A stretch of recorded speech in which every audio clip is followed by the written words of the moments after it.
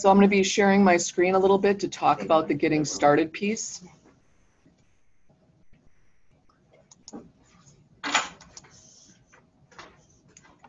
So this is our agenda right now. And one of the things that I just wanted to mention was that you can go to the tiny URL, which I posted on the chat, which is right here as well. It's tinyurl.com/JAN2018 ATI. And that'll give you here, and there's more notes, and we will be putting live notes here as well.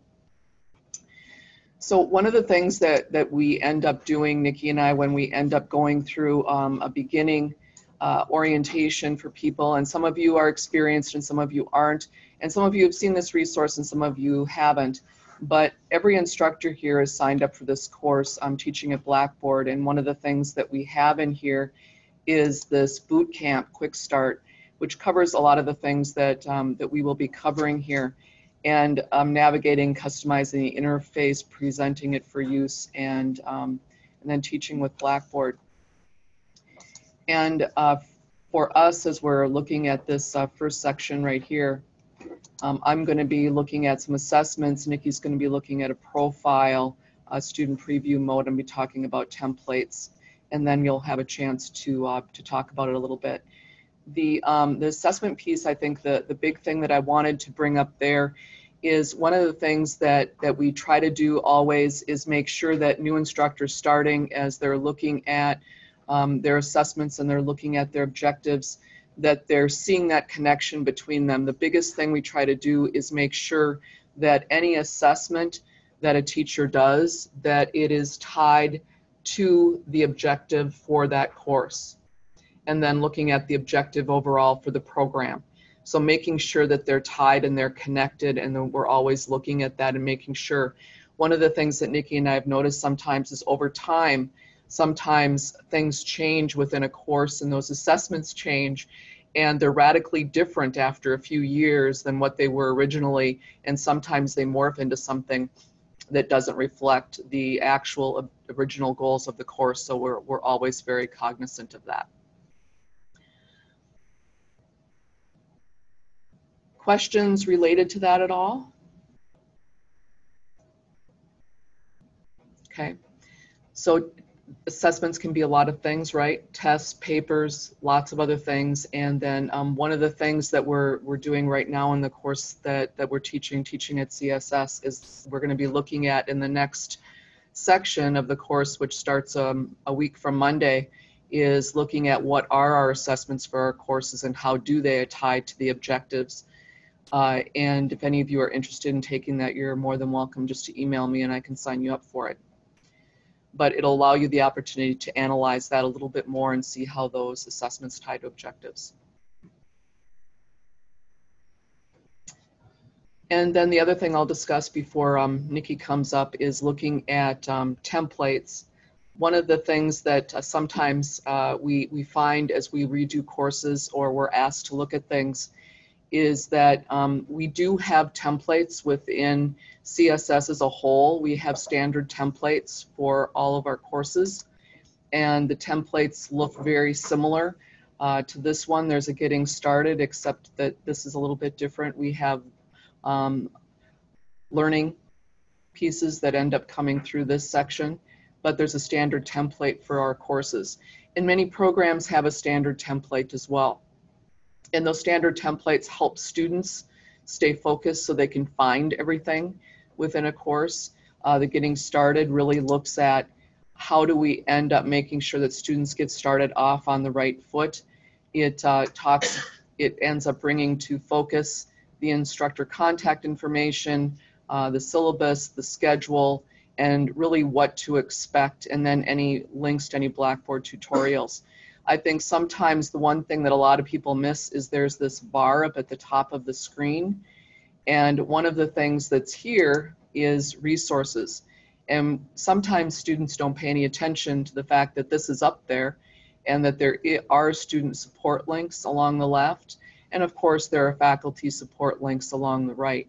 So that's always available to students, and sometimes we have to point them in that direction to make sure that they're there.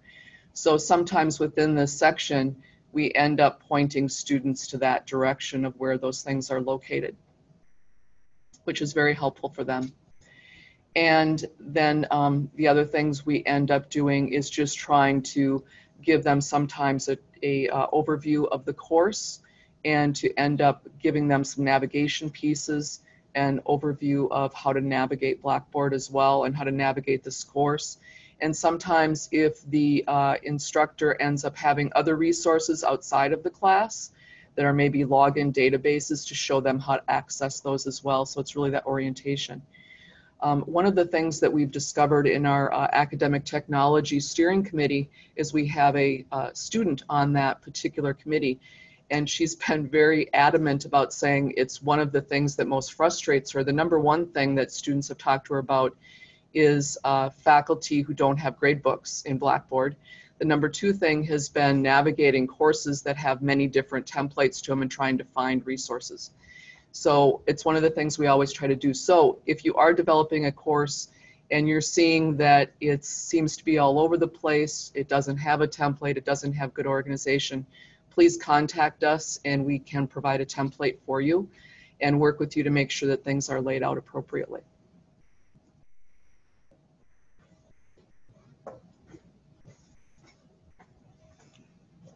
And I want to turn it over to Nikki. So I'm curious, online and here in the room, how many of you have uploaded your profile picture to Blackboard? Excellent. And why did you do that? Because I told you to. Well, you should. I think knowing how to do it is the biggest thing. I really have no idea how to do it. And so students can get to know who you are a little bit. Do you know where all that shows up to students? Or do you know where you've seen it? I've seen it in the discussion boards. Yep. I'd say that's probably the big one. So the reason why, and Amy's is up here, you'll see in the upper right corner of the Blackboard screen that you see where it says Amy Nelson 84, and then there's a picture of Amy. And if you do not, if you're looking at your Blackboard course either here in the room or in Zoom, and you don't see that picture, I'm going to walk you through how to get that set up. So you'll go up, you'll click on that little arrow to the right of your name so that this menu appears.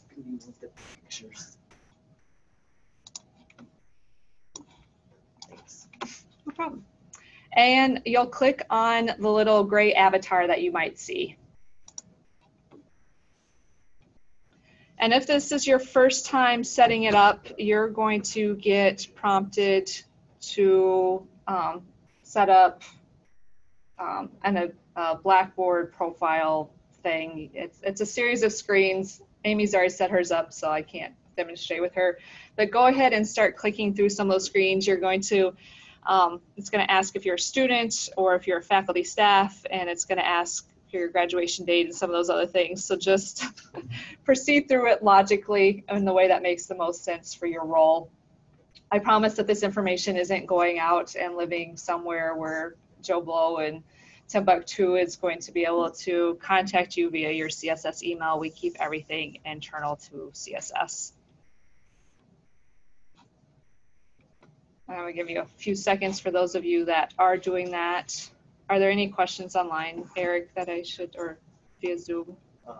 I'm not on the chat. I can get on the chat. I just reminded that the live notes, anyone can add to those. So feel free to. Our mic is up here, so we'll repeat anything that's coming from the room. So Eric wants to remind everybody online that we do have our live notes up and running. So if you'd like to add notes as we go through our talk, please feel free.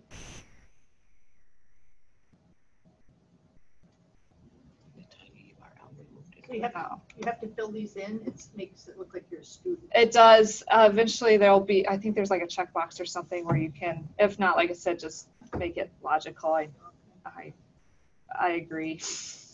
Really, the whole reason that you're filling out those questions is simply so that we can put your picture in. All that other information doesn't matter.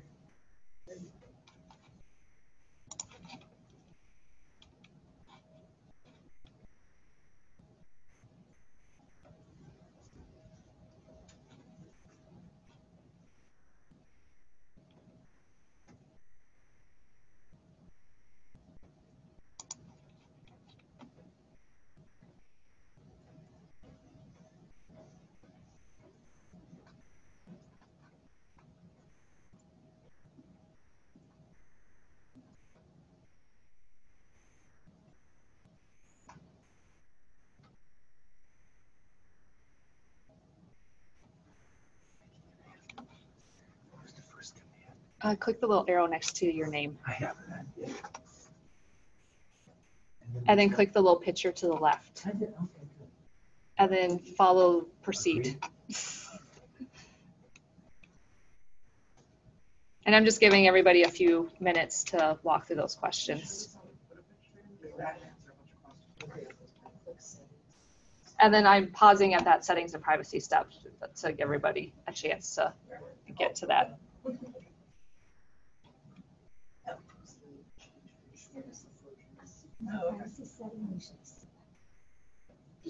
We are in privacy settings. Okay.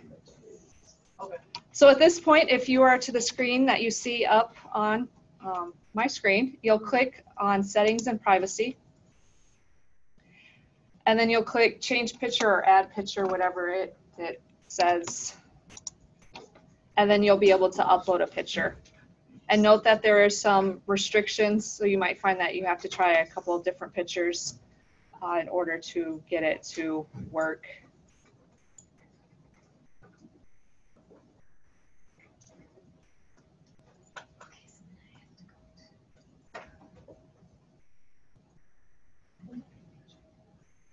I always steal the one off of the CSS directory because it's a nice, perfect little square. I clicked and then change picture. Can you say that one more time? Click settings and privacy and then click change picture.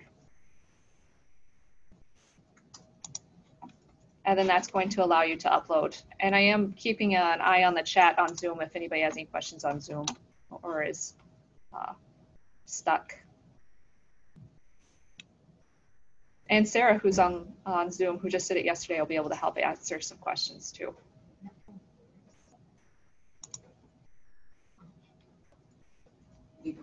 That course also has directions in there and video on how to do it as well. Amy would like to remind everybody that the course that she showed earlier also has directions for how to add your image if you're not on a computer right now or don't want to follow along at the moment.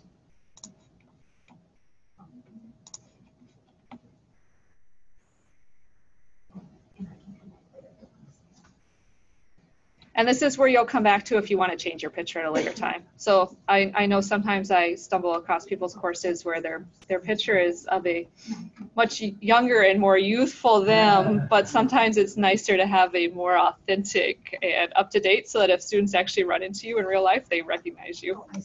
Or if they also see you on Zoom, then they can call you out for having an outdated picture. And they will. I'm guilty of it too. I'd also recommend that if you are teaching online or you teach face-to-face, you use Blackboard a lot, encourage your students to do the same thing. And like Amy said, there's instructions for how to do it in that course that you could just copy and paste and then post it into an announcement or post it into a discussion. I know some instructors have their students submit a picture at the beginning of the semester and they do something similar, but it's nice to just have students kind of do that one and done, and then it's just always there too. Because you see it when you grade.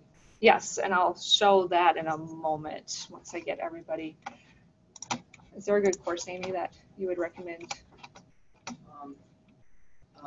The instructor course. What?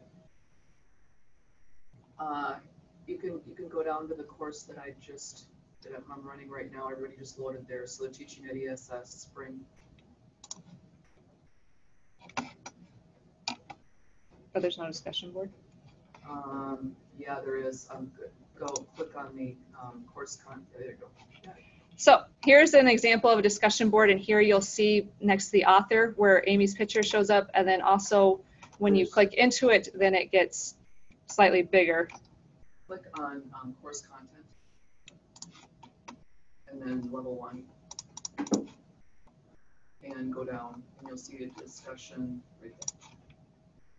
And then here you'll see where Amy has had all the participants in this course upload their picture, and again, they show up here. You can hover over them, or when you go into the discussion again, it's a bigger. So this just helps to build community. It helps you to see your students, and it helps to put it, it's like a conversation face to face. It's more intimate, it's more personal when I can see Barb in front of me and I can talk with her. Well, when you have those pictures online, it brings back in some of that personal element, and it allows students to see you and you to see students.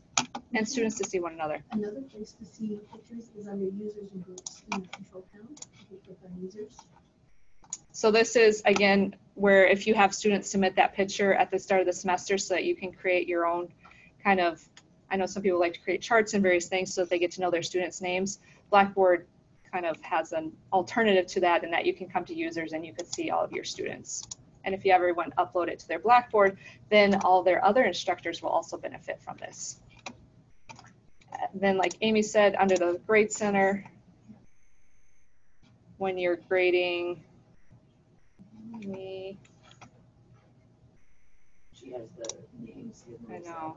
No, that's fine. You'll see that as you grade assignments that they also show up here if you choose to know who you're grading at any given time. So any questions about the profile pictures?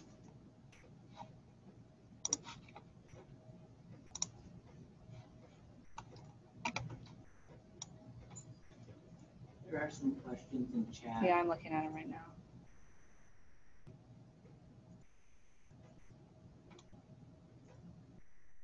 And Sarah's taking care of them. Perfect. Well, then I will transition. Are you done, Amy? Is someone showing the student preview? Amy was. I didn't know I was. Oh, well, I can too. That's fine. So in addition, I know in the past we used to give special student accounts if you wanted to be able to see your Blackboard course as a student. And I have over the years fielded a number of attempts of I use statistic tracking, or I use adaptive release, or I use some of these various features, and I'm not sure if students can see what I want them to see, or I'm not sure if that test is actually hidden from students. Blackboard does have a fully functioning student preview mode. Within that student preview mode, you can also submit tests, you can submit assignments, and then you can go in and grade them. So it's a way before students are even in your course doing anything that you can fully test out your course. This is useful whether you're teaching a course that you set up or if you are taking on a course that has already been built and you want to explore how everything works before, like I said, before those students are in there and you're using students as a guinea pig. Jane would like to know how many people use the student preview mode currently. And please use the chat for those on Zoom. We've got 2, 3 hands in the room here. Can you, And I'm going to show how to use it too in a second. But yes. say I usually just use the edit mode. So how is it different? Edit mode does not give us true student view. It will show you basically what is available to students, but it won't allow you to say submit those assignments, see the course grades over on the left to see what that course grades looks like. Yeah, basically it gives you that true student and the fact that you can actually interact with discussion boards, assignments, tests. And then if you keep your student preview data, then you can come back in as the instructor and you can grade those and you can see what everything looks like in the Grade Center. So we've got, it looks like 50, over 50% on Zoom currently use the student preview mode. I'm going to walk through it. So I'm going back up to the top of my screen where there's these back and forth arrows that look like an eye. And you'll see if I hover over it that it says enter student preview. You do have to be an instructor in that course in order to have that option. As soon as I entered student preview mode, I get this big gold bar at the top of the screen that indicates that student preview mode is on. And now, for example, I'm able to go over to course grades on the left, and this is what your students see when they click on course grades. This allows you to see what order the columns are showing up in.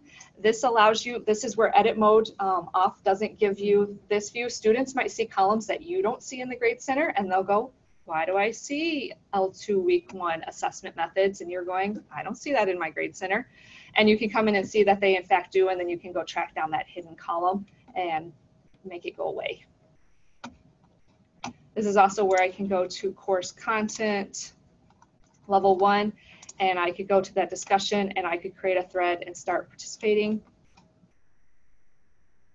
It's interesting that profile images don't show up. This is where I can go to that assignment. I can write a submission.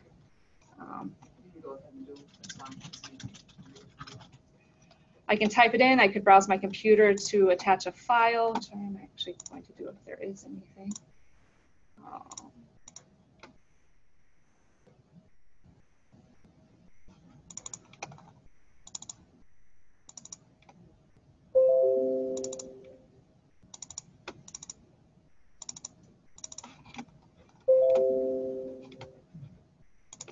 And then submit.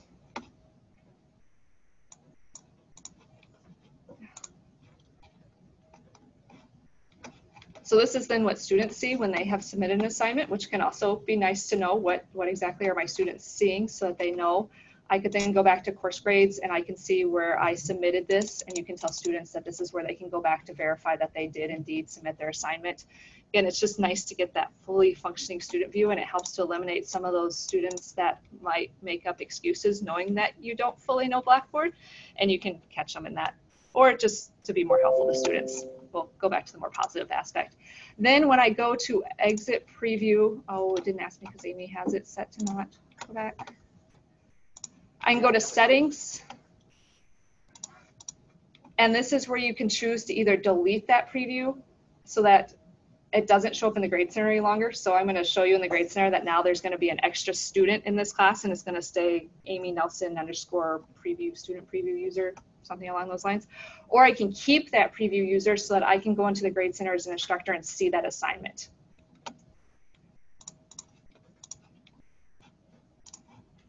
So I'm exiting my preview.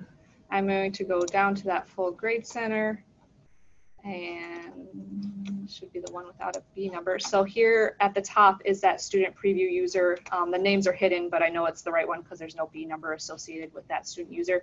And here's where I can see that assignment that was just submitted. And I can now look at it from an instructor perspective, and I could grade it.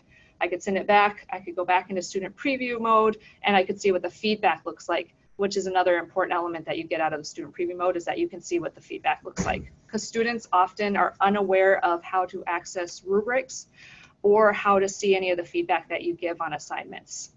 That's probably the #1 question I get from faculty about students not seeing feedback or not taking advantage of it, is students simply don't know how to access it, which is a problem. Do they have to be logged in to see their answer, to see that they have feedback?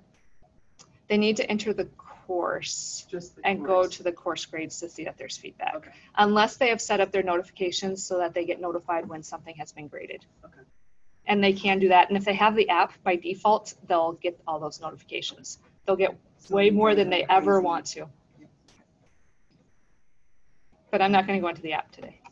We're not going to put a note in here so they can see what the feedback looks for the students. No, because I'm going to show box view, That's and right. then I'm going to show that at that point. Any questions? No. No.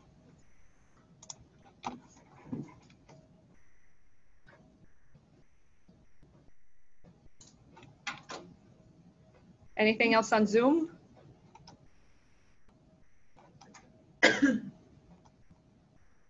Perfect.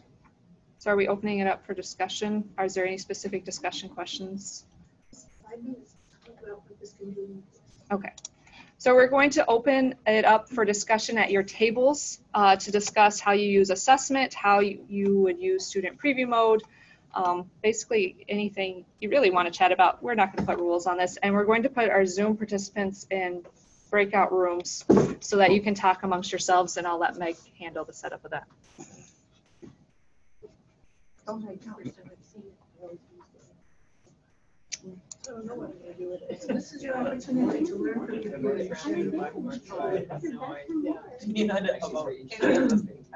watch a bunch of YouTube videos. If I want to, I just been on I think I have somebody else's. And if I want to look at it, which I teach full-time at UW. I don't know, someone else has of course, that's that. What do you teach? Art. I'm not sure. So I usually here for 2 years. But how, we're like going to. Yeah. Yeah, I was like early. Yeah, I'm completely brand new Blackboard, so So I go to, Oh. knowing how to use great. Yeah, yeah, you can, either, I would recommend going to that boot camp that Amy showed. Yeah, okay. Nikki? Face to face, I know Amy. Yeah, face to face. I'm gonna move you to another breakout room because Nikki? the room and its audio feedback. That's what you use. Peg, what's up? We have a question on Zoom. Someone would like to be shown how to rotate their photo. But so when we come back from the breakout rooms. Yeah, if it was Eileen, I'll contact Eileen directly. Hi, everyone. I'll contact Eileen directly. So yeah, I used that just a little bit.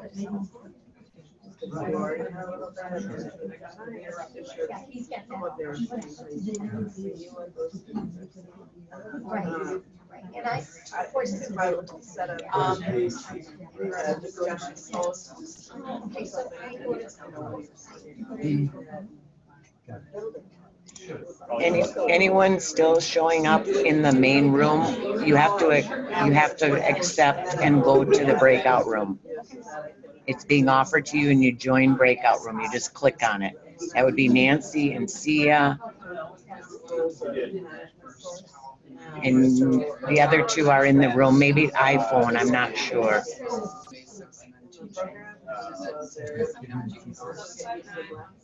Oh, I know that.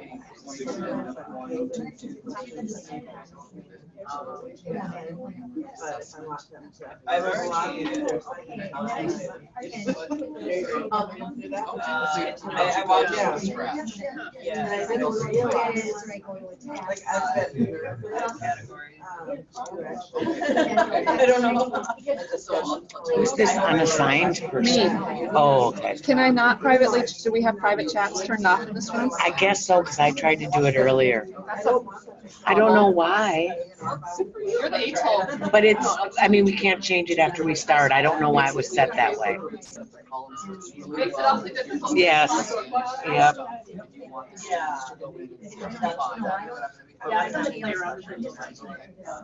When you use the assessment tools, they would basically be assignments. It forces the student to submit something to say. Well, right. So whether that be a paper I will have like two things for those. okay. So I need to know And then we can go back. So what you're doing basically is So then, adding. as long as you go to your grade book and actually hide, you do that. I've done it before too. And then it allows the student to access that and plug it in. Oh, all right, so it'll save.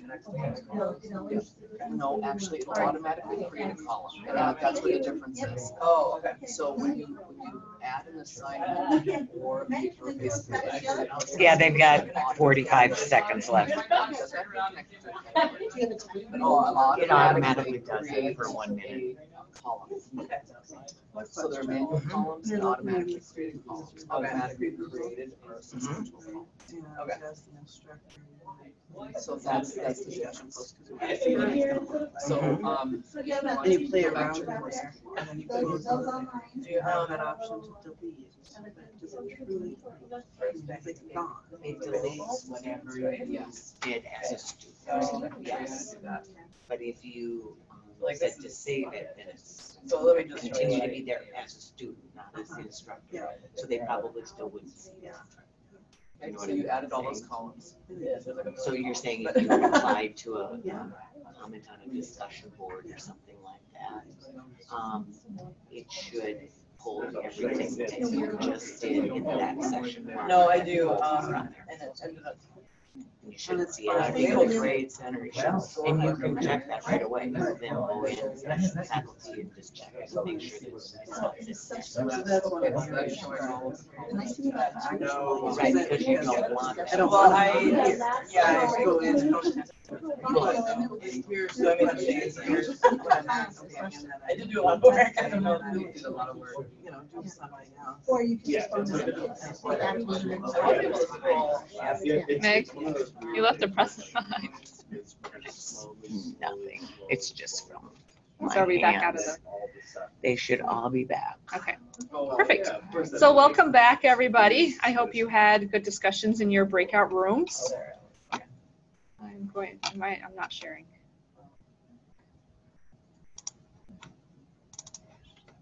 There we go. Up next, while a good transition point, I guess, would be, since I just submitted that assignment in Amy's course, is to talk about the new assignment grader that just got put into Blackboard this week. So how many people have currently been using the Inline assignment grading tool where you could mark up on it, leave comments directly within Blackboard? The current one? The current one, yes. So it is going to look different now. The functionality is different. You are losing some functions and gaining others. And I want to demonstrate that. Boy, there's a delay on this here. Perfect. So I am currently in the Grade Center looking at that assignment that Amy Nelson's preview user used on Blackboard.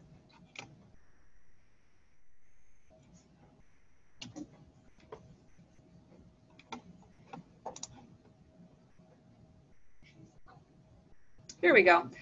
I have found with doing some testing that I sometimes have to refresh my screen. It gets stuck in that download option, and I just refresh my browser, or I go out and I come back in.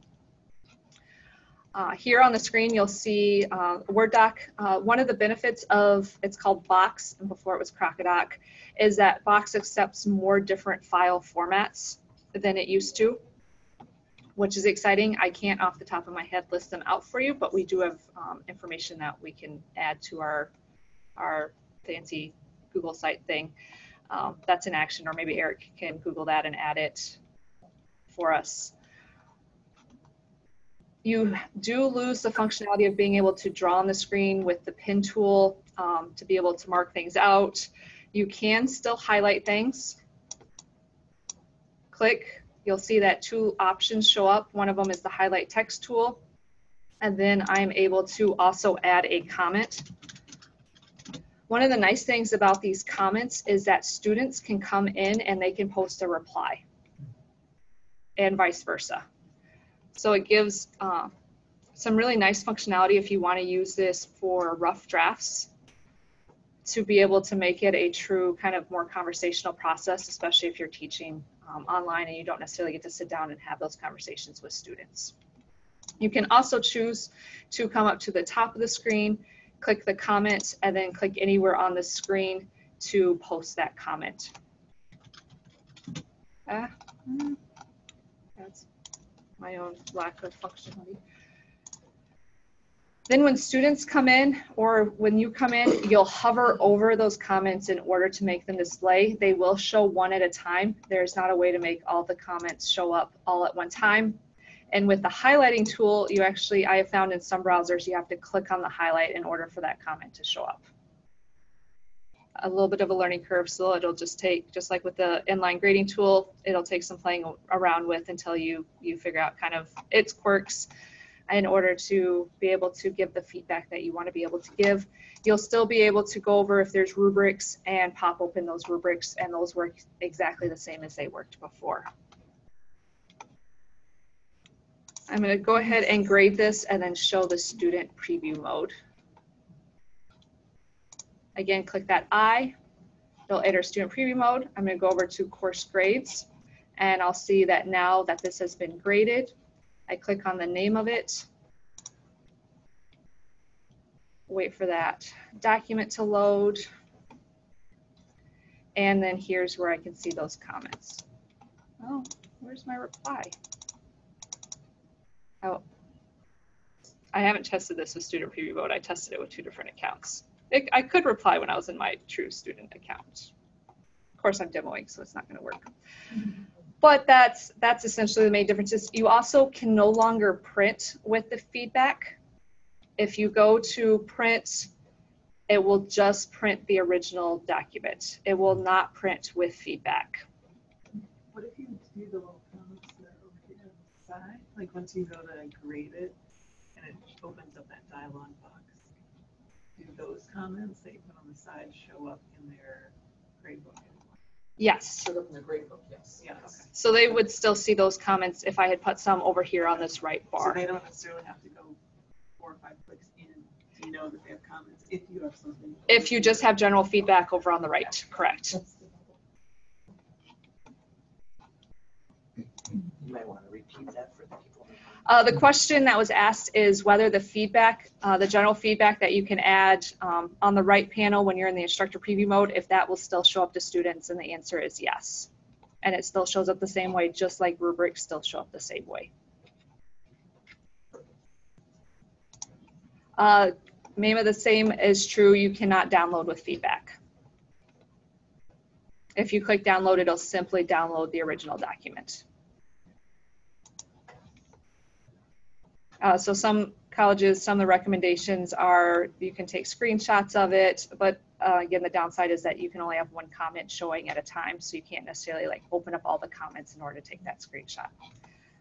But we are going to be integrating Turnitin into Blackboard, and that might be able to give you some of the functionality that you're losing with the inline assignment grading tool. So that was my sneak peek at an upcoming topic. Any other questions online or in the room about Box or grading in Blackboard with assignments?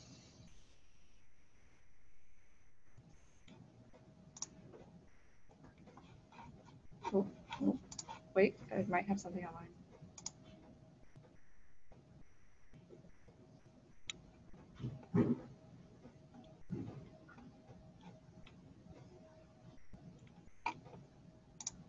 That's it. So I'm going to turn it over to Neil, who will be sharing with us about using Screencastify. I just need to log in and I do, let's see, Chrome maybe? Firefox, because we're already using Chrome. Oh, you are, okay.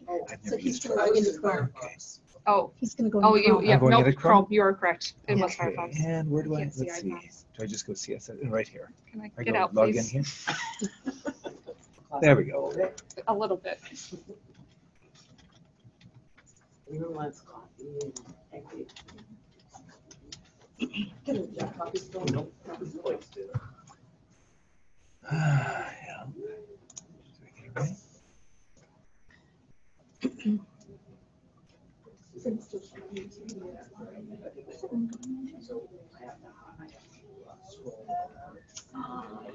Whoops, and if it's blocking my pop-up, what do I do? Right here?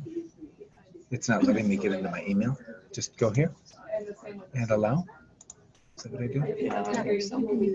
Or you can do that. Okay. And then just in. Yeah, because we're sharing the desktop. So Okay. Okay. So let me I'm going to get my papers. Yeah, let me call this up.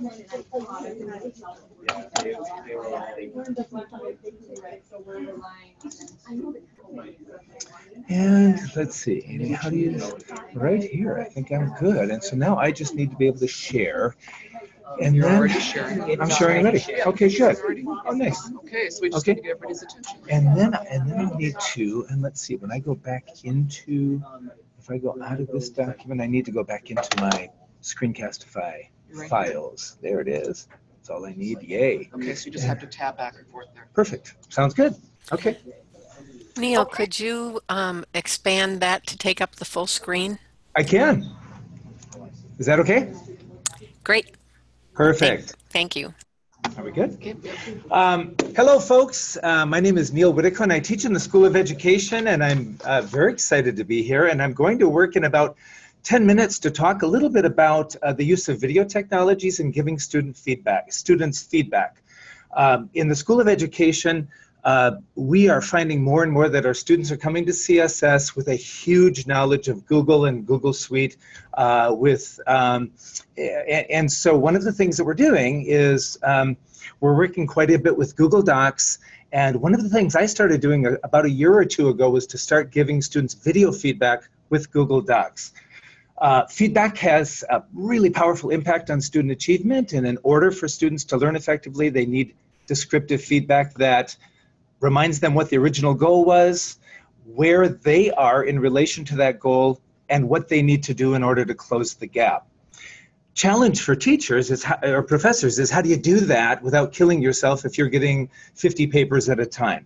I'm going to recommend that using a screen capture device like Screencastify is a great way to do it. It's free, it's simple to use, it can help provide rich feedback that students like because it's personal, and it can save time, okay? And so, and I don't know, may I ask how many people are familiar or are using Google Docs? Are your students using Google Docs at all? Okay, and I see maybe 3 or 4 within the room, and I don't know what we have online. Again, we're using these a great deal in the School of Education, and they have some wonderful abilities. It's a cloud-based system. Students can access it from anywhere. It's always backed up. It's automatically saved. Students can work collaboratively and simultaneously on a document, and it's easy to provide written feedback. Okay, now with that, and I'm just going to model this, there are multiple kinds of screen capture devices. I started using Screencastify, and I'll model that. It has a light version that's totally free. It's a quick, about 30-second download. And I think Jane did make available some of these documents. I did a little 10-point document on how to use Screencastify in about 8 easy steps. The light version, which is free, allows you to do 10-minute recordings per video, 50 videos per month, and again, it has a Screencastify watermark on it, and I don't recall what that's about. I actually, because I've done more work with this, I've subscribed to the premium feature, which cost me $24 a year, $2 a month. It gives me unlimited recording time, no watermark. I can export my videos as MP4s or GIFs. And again, I don't do any cropping or trimming.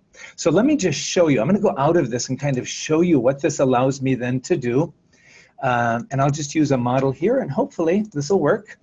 And I'll show you how we get there. Let me try to play it first. Or is this one, will this not work? There we go. Did we share computer sound on this? I don't know if we did. Hi, Maddie. There we go. I wanted to take a few minutes now and speak to you in a little more detail about your unit plan, which, by the way, looks awesome, and you have a great start here. I know that I had been some other tests this morning, and then who's not online? Okay, so how do we do it? We're going to have to share. And maybe it's not even that important if we're going to take.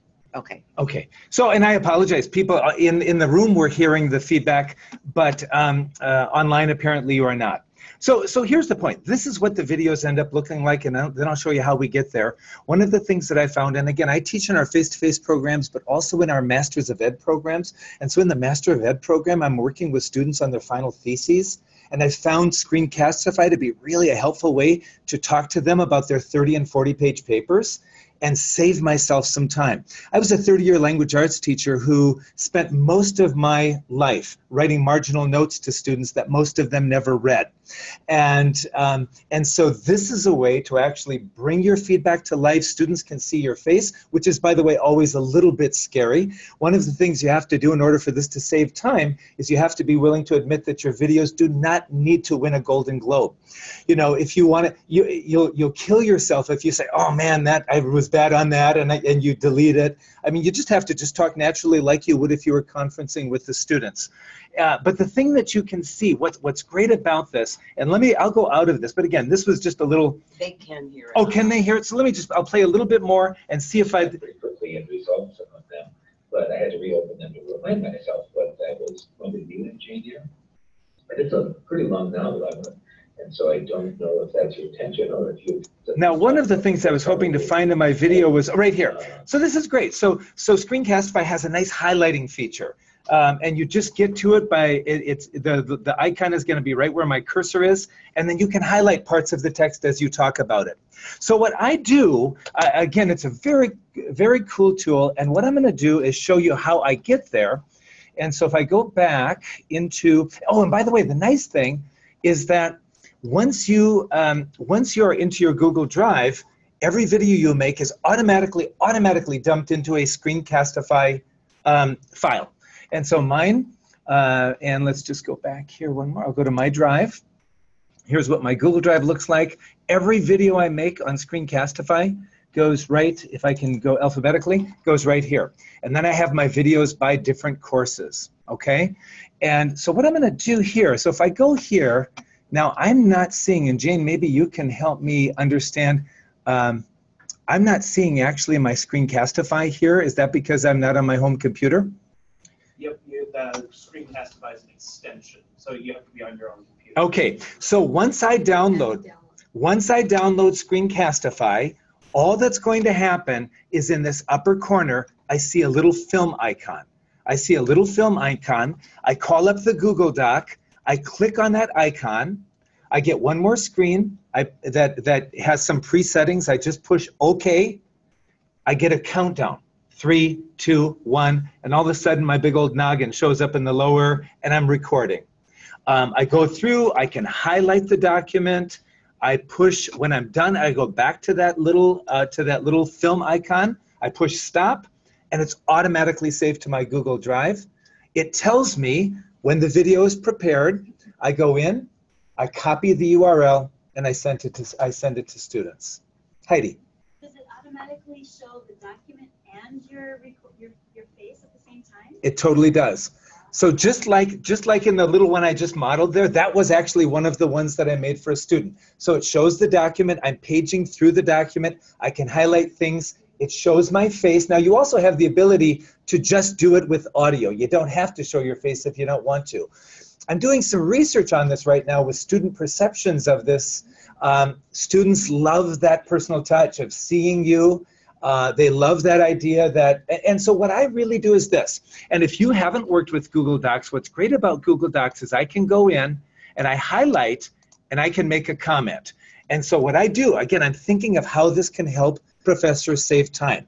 I read the document, I make a note to myself, just something quick that reminds me of what I'm going to talk about in the video. So I read it, I go through, I make some marginal notes, like say this. Okay, I save that. I'm sorry for the misspelling there. I do that. So I do that as I'm reading the paper. Then I go back and I start the film icon. I have little reminders for myself in the paper what I want to talk about in more detail. And so most of it ends up being narrative talk that I'm doing for the student.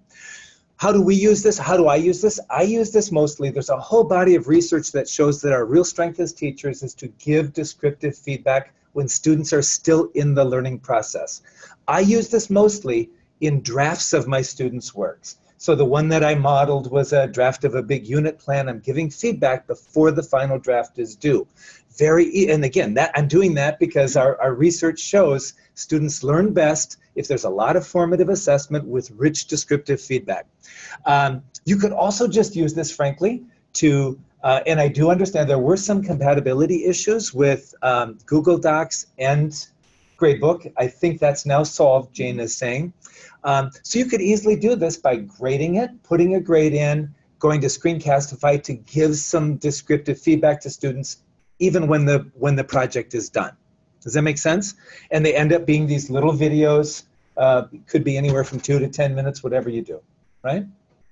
And I don't know if there's, again, that's pretty quick. I was hoping that I would be able to actually model how it works here, and that is what it is. But honestly, it's a 30-second download. It's free, and students like it. Yeah, so Karen. You're having your students do Google Docs. So correct. How are you getting these? Are they individually sending emails with this? Or the mic is back. Sorry, thank you. Yes, so the question was how am I getting the products? When I do this, I'm having students share the links with me by email. So I'm getting that. But my understanding now, and I knew I had some colleagues who tried this in the School of Ed with actually submitting with Google Docs, and there had been an issue, which I think Jane is saying is now resolved. But for me, typically I'm having students share the link. I'm going in, I'm providing that feedback with Screencastify. And again, so for me, I typically use this for rough drafts, for first drafts, for feedback. It could easily be used with final drafts. We have some online questions. Okay. And there are a few of them that are okay. the same. They want to know well, where do you download Screencastify from? And maybe we can show it while we download it here. Okay. And then also, there's a question about the difference between using Voicethread for something like that versus Screencastify. Do we just go to here to Oh, you open got the it. box and Screencastify? And then there was one more about the integration in Blackboard with Screencastify. They are two separate pieces, and you're simply sharing a URL after. If you'd want to repeat how you use it with Blackboard, that'd be great. I'm looking for extensions, Eric. You can just type Screencastify extension. That's what you could. That's how I would do it 99% And of just the time. download it. So again, the first question, let's see. I'm going to let someone else speak to how it syncs with the Blackboard piece, because I'm not as familiar with that. I'm typically using them side by side. I've used Voicethread, and I like Voicethread. I'm not sure, and maybe Nikki, you can speak. I that one online, but Would you say it out loud, because others wanted to know too? for Jerry. Yes. For others, Jerry. I would say that Voicethread can be used for feedback if you're having students review other student work and providing that feedback, especially in an online environment. From an instructor perspective, if you're providing feedback, I would recommend Screencastify or a similar screen recording program like Zoom, because you can quickly just move from student project and just keep creating new recordings. Oh, you got it already. Whereas with Voicethread, you would have to upload each student's paper into Voicethread to do that feedback, whereas Zoom would, it's just a lot easier, I think, from an instructor to just use. It looks like it's right there, though. Yeah, but it says it's. But for student feedback, Voicethread's really So you nice. could actually use both. You could use either or both. But, so if you're using Google Docs, is there any association with Blackboard in terms of those documents? Yeah, only you would have to grab your link to the Google Docs and put it in. You can Are we set? also, if you're using Google Docs and you want to have your students submit Do I go here? say a final version, if they press file, you can download it as a PDF, which is what I recommend for in general. That's actually how I do all my papers for my grad school classes here. I work in Google Docs. I download it as a PDF. You can't tell the Do I have to difference. sign in? It's clean, it works, Okay. and so that's a good way to submit a Am I okay now or in a not? traditional sense. Because then So Can you let's go do back to that this. Screencastify stuff to on that, a PDF? yeah. Okay, They So I can do show have- you online Okay. all of this. so folks, I do have some, I'll just show you really quickly. So here's my Google Doc. And again, what I can't speak to as well, I usually use this side by side with Blackboard. I haven't used the Google Doc through Blackboard, so I'll probably have them side by side, but I have my Google Doc called up. It took us, while you were talking, that's how much time it took to download Screencastify. Here's my little icon. I click on the icon. It tells me everything's set there. I'm going, okay, microphone, yep, audio, yep, and I'm going to record the desktop. And should I share this then maybe? Yep. Okay, I'll share it. 3, 2, 1. And I don't see our picture yet. Normally there's a little picture here. Maybe we haven't activated our camera, but right now we're actually recording. And again, it looks a little bit different from, what's that? Go ahead here. That's, you can stop sharing there. Okay. Okay, so you're done recording. Yeah, so then, let's see. And I don't see our picture yet. Normally there's a little picture here. Maybe we haven't activated our camera. But right now we're actually recording. So that's. And that's it. And that's the recording. And where's the? Okay, and so then again, we will see the camera also, then we record it. It's saved automatically to my Google Drive under a Screencastify file, and I go in. It sometimes takes, it might take maybe 10 minutes to get the video done. I just get the link and I send it by email to my students for that feedback. You just copy the link from over there? I'll show you actually once, and let's see, once the video is done. So let's go in here. I'm going to close out of this. I don't want to garbage that, but let me close out. I'll go back to my Screencastify, and I want to go back to my folder. Here, right here's my folder, and here's the new video that's being made. The new video is being made that we just did. I'd say we're processing it, check back later. Usually this shouldn't take too long. Can I interrupt? Yep. At this point, after it's uploaded and it's in the process mode, you can already get a shareable link. Just right click on it, Neil. Yep. And it'll say get shareable link, and I go, and it says the link sharing is off. I turn it on, and here's the link. I just click it and right click, and actually I just go Control C. Yep. Now I go to my email and send it off. So to use this in Blackboard, students can upload their documents into Blackboard because Screencastify will record anything on your screen. Doesn't matter where it's at. So if they upload it in Blackboard and you are scrolling through the document as you're making your recording, then in the feedback, the general feedback section of the grading area, you can just paste this link.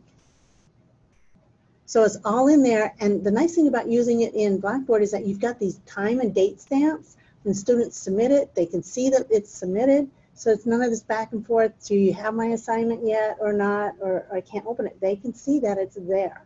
And then if you want to have multiple attempts, then they can just be adding multiple attempts there, especially if it's formative, and you want them to be adding more and more documents. There was a question back there. Yep.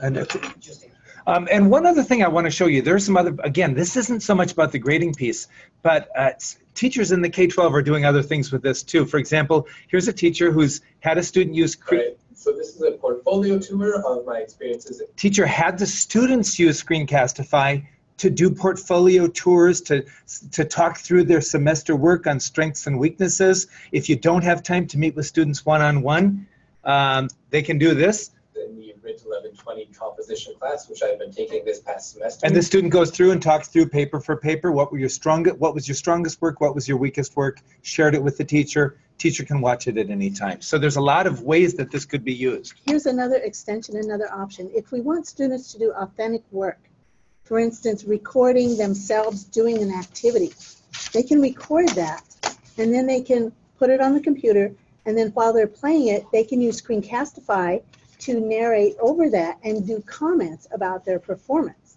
Or they can submit that video to you, or a link to you in Blackboard, and then you can pull up Screencastify. You can be playing their video of their performance, pausing their video, giving some comments, saying go back 10 seconds, and then you can be helping them with that and then keep going forward. So you're playing their video inside your video, and then you're linking it back. But it's very real. You know how when it's in performance-based assessment, we all have different memories of what we did and how we did it, right? You can't argue with this. So when would you use Zoom versus Screencastify? You could use either. I think that the Screencastify is nice because it's embedded into Google Docs. I have used other products before, Gene and Screencast-O-Matic, and they had them as MP4s, but you certainly could use Zoom as well. And all the students here have access to Zoom, and so what they would do is they could upload that to a Google Drive, or they could upload it to a YouTube. Are there any preferences in the room? Well, and I will say I started using Screencast-O-Matic before we had Zoom, so that was Screencastify. Yeah, it might do the same thing. Yep. And there's only one more step in the where it's stored. It's stored on your device, and then you would simply drag the MP4 over to your drive. So the saving is easier with Screencastify, perhaps. Yes. And you could have the students load their video into a Voicethread assignment, and you could do that inside of Blackboard and comment on it. You can just layer. So I feel like this is something that I thought about a few years ago, and then at the time it wasn't possible, so I stopped thinking about it. And now it's here, and all of a sudden people are already using it, and I'm sort of behind, so that's fine. So I'm ready to dive in and do this a lot, because this is exactly what I always thought would be great. So which one should I invest in? Oh, I'm going to let someone else answer. See, sometimes repeat his question though. Well, I get the impression that none of you want to actually be the one that says you should really do this. Jeremy is asking which one of these should he invest his time in, either Zoom or Screencastify. I think, Jeremy, Zoom would work with any browser. Screencastify works with your Chrome, and the saving is easier. I think for you, try them both out because you've got access to both. See which one is easier. Well, okay. I mean, because I want you to think about, we just had this conversation 20 minutes ago about it's changing so quickly. Right.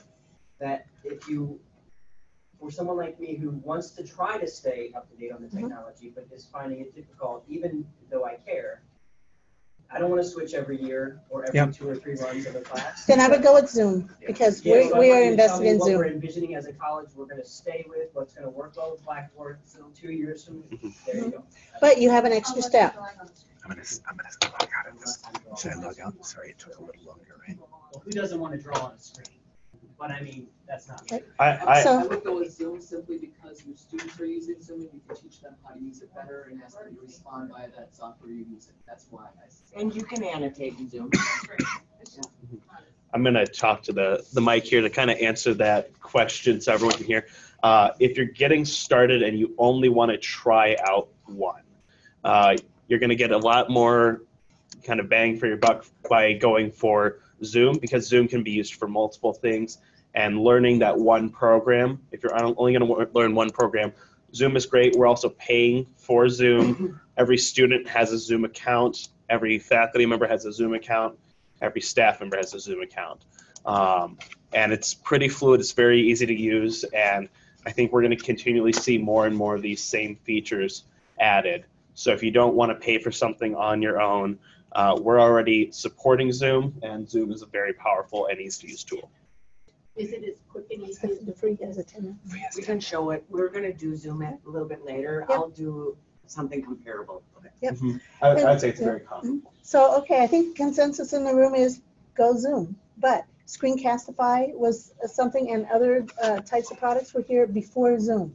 So, Well, and the perks of some, you can read. Yeah. Is the editing tools. Zoom doesn't have editing tools. Correct. Screencastify, Screencast-O-Matic, Camtasia, they have editing tools. Yeah, what Nikki just said is essentially Zoom is very limited in its editing tools. So if you're someone who wants to cut and paste or do a little bit at a time or do some more complicated sort of videos, one of these other tools might be good. And I'm just going to put a little plug for myself here. This is for those who can't see me on camera. I'm Eric Mystery. I'm in the AT team. Anything video related, if you're like, hey, this is what I want to do, I have no clue or some clue about what I want to get started, send me an email. It's emystery@css.edu. Also put my email around. Any sort of video question, any sort of multimedia question, feel free to send me an email. We'll get you started on the right path or get you pointed on a new path if something's not working for you. So I'm always here and always available for questions. okay. When you said there's no editing tools, so Neil, you were doing a little comments and then you did a video. So are you saying you can't do that? What we're talking more cutting and pasting the Final- parts of the final video, Right. and say your dog barked in the middle and you want to cut out 15 seconds and be like, hey, quiet, which actually students kind of love that. They think it's kind of funny, it makes you more human. So keep that kind of stuff in there. Heidi, you want to come up? Thank you. So great discussion here about this. And if you've got questions about it or been brainstorming something, please contact any of us in the academic tech team, and we're happy to sit down with you and help you. What we're going to do is transition now to Heidi Johnson, who's going to talk about Turnitin.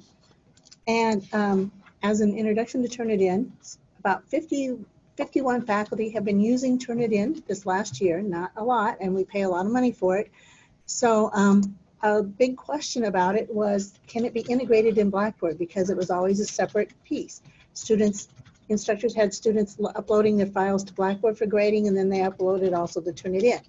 We are talking with Turnitin right now. We're testing out the integration. We're hoping to be able to do a pilot spring 1 and then roll it out spring 2. So one place, which would be really nice and easy for you.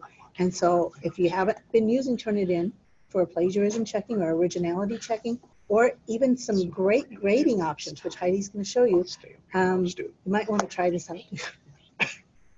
All right, and I think we're a little bit behind schedule, so are we all right? Yeah. Okay, so welcome everybody who is here in the room, and also those of you who are at a distance. My name is Heidi Johnson, and I am a librarian here at the college, and I have been working with Turnitin since the college got it in 2005. So we've had this for a while, and I do find it as being pretty stable.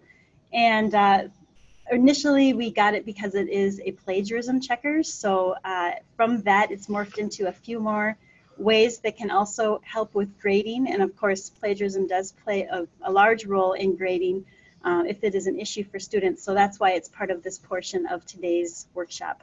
One of the main ways that Turnitin works is by having you set up a class, and within that class setting up assignments, and then those assignments can be what students submit their assignments to. And once a student submits an assignment to Turnitin, then it is going to be generating several different ways to provide feedback. Again, one of the initial ways that it was providing feedback was by creating what's called a similarity report. So that you see right here. This was submitted by Miss Goldilocks, and it is her trip itinerary that she forced her family to take this past summer. So that is what she has, and clearly she was feeling overwhelmed because she copied and pasted lots of information from the various historic sites she was going to force her family to go to, which is why we have such a high percentage of similarity, all right? So that's the 74%. So you would have your students join Turnitin. This was the extra step that Turnitin always has had, which has been an issue for faculty not wanting to learn something new, not wanting to have students learn something new. By having this integrated with Blackboard, it would no longer be a separate thing, it would be together. So when you're creating an assignment in Blackboard, instead of just creating a plain assignment, you can create a Turnitin assignment so that all of what Turnitin can do comes along with that assignment, all right? So that's new, that's coming down the pike. We will talk more about that when that all happens and what that looks like. So for now, I'm just going to pretend that this is how it's always been, which is that it's been a separate thing. So your students create accounts. You would see all of their names down here, depending on how many students you had in your class. You would then see which assignment this was for, and then all of their particular papers right here, okay? So if I click on this particular title, you will then see, in this case, this was a Word document, and you will see then all of the text that was in that paper, as well as a couple of different layers, okay? So one of the layers that you're going to see, and again, this also helps with grading, is being able to give comments, all right? So all of these comments are what you see in blue. And what's nice is that these comments you can create, you can share these comments across everybody in your department for consistency, all right? And so some of those options exist for you. And they can also save you time. So I love what Neil said about trying to have very substantive descriptive feedback, but also not having that break you. And so in this way you can create, like I said, pre-populated comments then that you can just slide in. And so over here, again, I could, if I had more time, show some more of this functionality. But basically what you can do is slide in these comments that then give quite substantive information if you would like it to. So for example, I'm going to pretend that this was supposed to be a block quote. I then can explain what a block quote is so that it is correctly being formatted for the APA style, all right? So that is how students can learn about what to do and how to improve their writing, but you didn't have to type in that explanation again and again. You can just slide those comments in.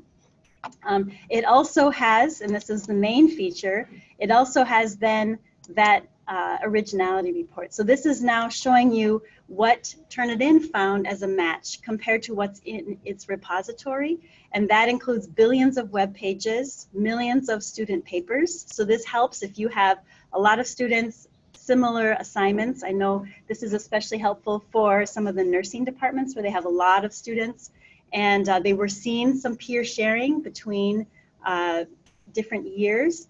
And by putting all of these papers in the repository, then it would be able to find if this paper has been shared amongst classmates, either here or a cousin who's in California.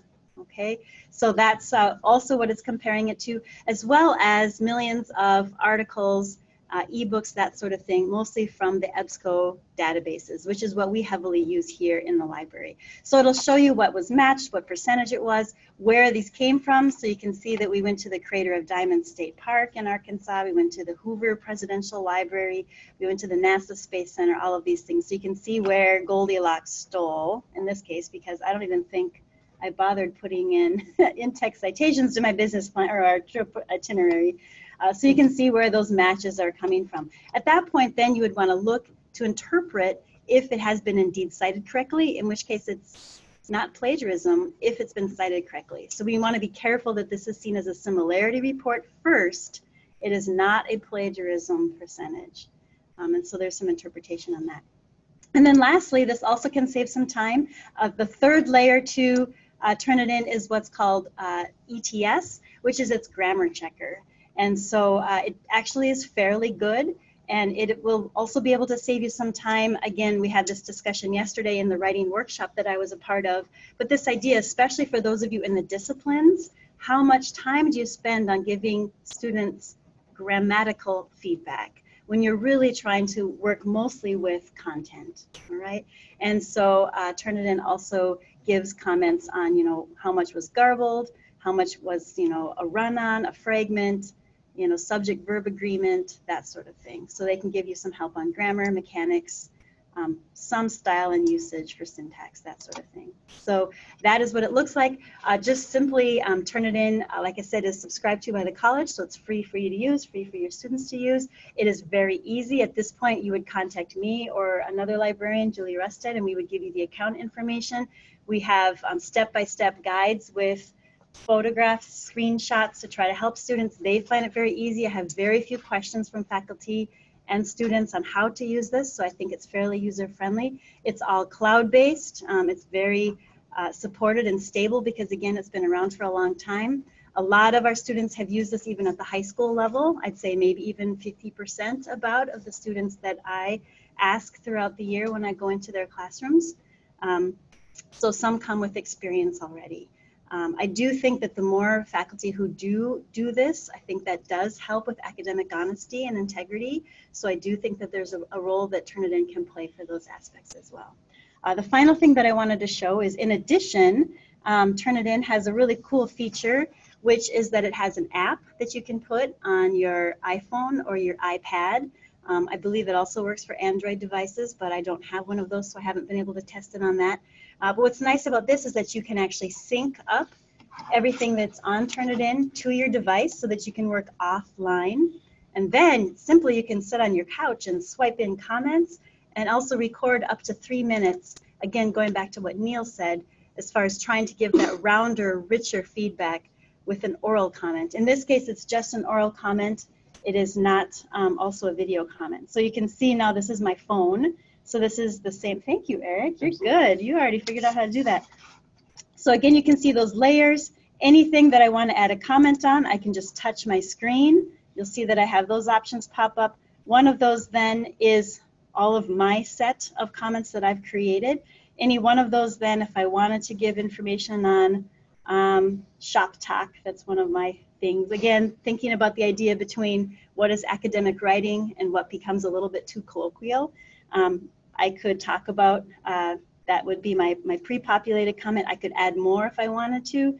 Just click done, and now that you'll see comment has been added to the paper, so it's that easy. You'll also see at the top then that's where I have that microphone, and at the bottom then I could start recording if I wanted to. So that's what the Turnitin app looks like. And again, that comes along free along with the college's subscription. So that's Turnitin. Perfect. Any further questions, talk to me. Otherwise, stay tuned for how this probably will be embedded with Blackboard, and we will provide more help and information on that at that point. We'll definitely be providing more workshops with this. I know a lot of times when you get this kind of information at the beginning of the semester and you're not integrating yet, it's kind of like your mind is, okay, I want to get started, I want to get my syllabus going. And it's when you get those assignments coming in that you start paying attention to. But you have to think back, take just a little bit step back, because you have to set up your assignment. So you have to set up your assignment so that they can be able to bring it in. Okay, all right. So contact Heidi, any of us. We're joined by Dr. Wolfgang Natter. He's taking time out of his busy day to visit with us. Dr. Natter, if you have some comments, can you come to the front of the room here by the mic so that everybody online can hear you as well? Okay, thank you. Good morning, everyone. Can everyone hear me from behind this podium? I see before us a very hearty and dedicated group of faculty and staff, and I can almost stand right behind this podium and not be seen by anyone I see. Actually, I could do it that way, but I don't want to. But I just want to, above all, thank all of you for coming out today and participating in this workshop. And I want to thank Jane and Amy and the rest of the team for organizing it. As those of you who came out for the summer event know, I'm just extremely supportive of what we're trying to do here, and with academic technology and enabling technology usage in the classroom. As you well know, technology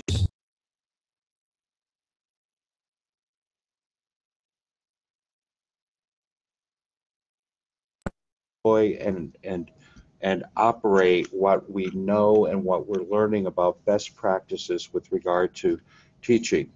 As you know also, is this working, by the way? It's lovely. It's lovely.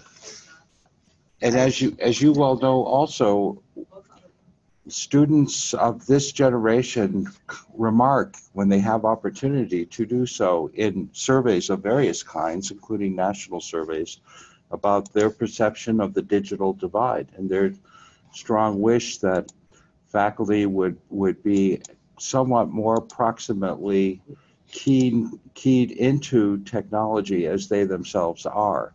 So it's almost an imperative, I think, for us to try to meet that ideal student closer to their expectations. And it's again, I congratulate all of you for coming out today, not only because of the snow and ice, but just because of your strong volition to try to make these enhancements on behalf of our teaching and learning community. Jane, you know that my office stands as a resource ongoing for all these initiatives. I look forward to hearing more about the results of this mini teaching session and the planning for the very next ones. And I think I'll leave it at that, because I know you've got a compressed schedule at this point due to our late start and the weather. So thank you very much. Any questions, by the way, before I would leave?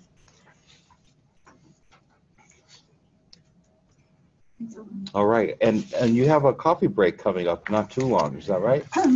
Well, we've got food right here, so people are kind of just coming in and out. Oh, wow, that's even better.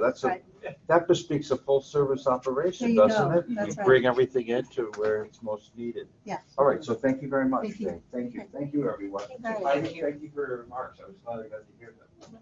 Take care. Bye-bye. So we're going to transition into some grade center tips. Again, if these go over your head right now because you're not really into the grade center doing the grading, that's okay. We've got resources here. You can visit with us. But we want you to be aware of these as you're planning your course here and setting some things up. So feel free to go and have coffee.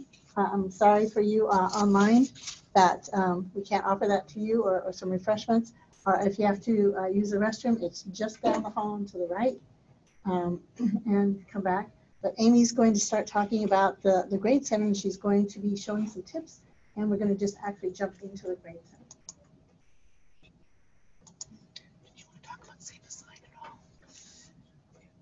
As Amy is as Amy is setting that up, we're really excited about Turnitin. Just to go back into that. Before we knew that this was an option, we were investigating SafeAssign. SafeAssign is a comparable product to Turnitin, and it is already embedded in Blackboard. We have not used it at this college at all. We hadn't even turned it on, but it also is an originality checker. So if you are interested in, and I think that if Turnitin can check so many more databases and has so many other options, again, like Jeremy's question earlier, which one should I use? I think at this time we would recommend that you use Turnitin because we have invested in it and it can do so much more. But that is an option in case you hear someone talking about that, okay? And either of these options, while you think of them for yourself, think of them for the students, because you can set them up as drafts and then and let the students take a look at it. And so they can take a look at this and see what it catches, and they can go in and fix it before they turn it into you. So it's a learning opportunity. Okay, so I'm going to turn it over to Amy.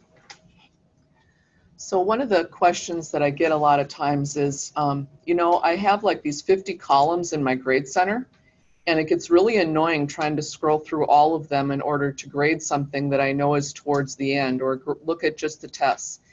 And one of the things that you can do to make your life a whole lot easier, particularly when you have lots of graded items, is to end up using smart views.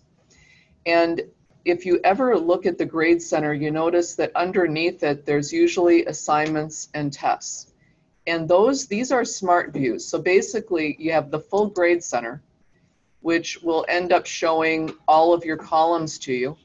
And you have to try to scroll through all of them in order to find what you're looking for. Or you can end up using smart views. And the standard ones that you get are assignments. So that, okay, I'm only looking at assignments. So here that really ended up shortening things up. And I can look at tests, which for many of you will shorten things up as well. This one, there's quite a few, but in many of them there aren't. So that'll allow you things. You'll notice I have two other smart views here. And I have this one. Wow, you notice color coding there, which kind of allows you to see some things. We'll talk about that in a second. And I have failing. And I ended up setting that one up myself as well. So those are two, and you notice there's no students here, so there's no students failing the whole course as of right now. So let's go back to this for a second, because there's two things that are important here. One of which, this is a smart view, and the other is which you have color coding. When you end up going up to manage here, you can end up seeing some options. And there are two of them here that I just started talking about. That is the grading color codes, and that is smart views. Many of you have looked at column organization, which allows you to see all your columns. And then there's these smart views here. So let's go to that first. And the ones that have a star over here are your smart views. So I can end up adding smart views, and I can end up using one of their standards. I use the one, like I said before, ATI students, that's one that's been created. I can create a smart view here, and I can end up putting them in as I wish. You have a name, a description, but then you have these different categories here. I can add a group. So if you have a group, you can end up putting them in here, which is really nice. I'm teaching the teaching at CSS right now, and there are different levels. So each level, I have a group set up so that they're together and I can look at just those students. You can base it on performance, which is a really nice thing to be able to look at. And I can look at criteria, and I can say, no, I'm going to make it less than, and I'm going to look at certain things, and I'm going to put a value in there. I can look at specific users. I can look at it as a category. For example, here's my different categories. Or I can customize it. So here's customizing here. I can look at different scores of different assignments, different assessment methods. I can also look at totals here. So I have grade total. I can look at a weighted total. So I can look at differences in here and notice that I can set up different access points. So it allows me to really look at it from a detailed perspective as far as what I want to set up. So that's where these come in really handy, and it totally varies based on your course and what you're looking for. And everybody's course is a little bit different, and they may have different things that they want to look at. I originally set it up with just groups, because if you have discussions, maybe you just want to look at your discussion items. So it really just allows you to narrow down those number of things that you're looking at and allows you to make really quick decisions if you've got lots of students in your class as well. So here's your smart views. So notice I can say just discussion boards. And I just have to click my star. I'm so used to clicking on the little thingy over here that sometimes I forget. So, okay. Look down, now discussion boards is added. So then there's these other color coding things here. And you notice I have the introduction here, I've got ones and I've got red here. So let me look at my grading color codes. Notice here that if it's between 60 and 80, I have orange. Between 0 and 60, I put a background color of red. And I make these up as I go along. And I can add criteria if I want. So sometimes I think it's really nice, this is my favorite part, is you can end up putting your color codes in here and you see very, very quickly who did poorly on something. It just stands out. And you're not reading as much as you're just looking at your color coding, which is really nice. And you can change the text if you want. You can change the background if you want. And I can add more criteria. So if you want different bands of color, you can put different bands of color in here. Whatever you would like that makes it easy for you to be able to see things quickly and easily. That's how I use it.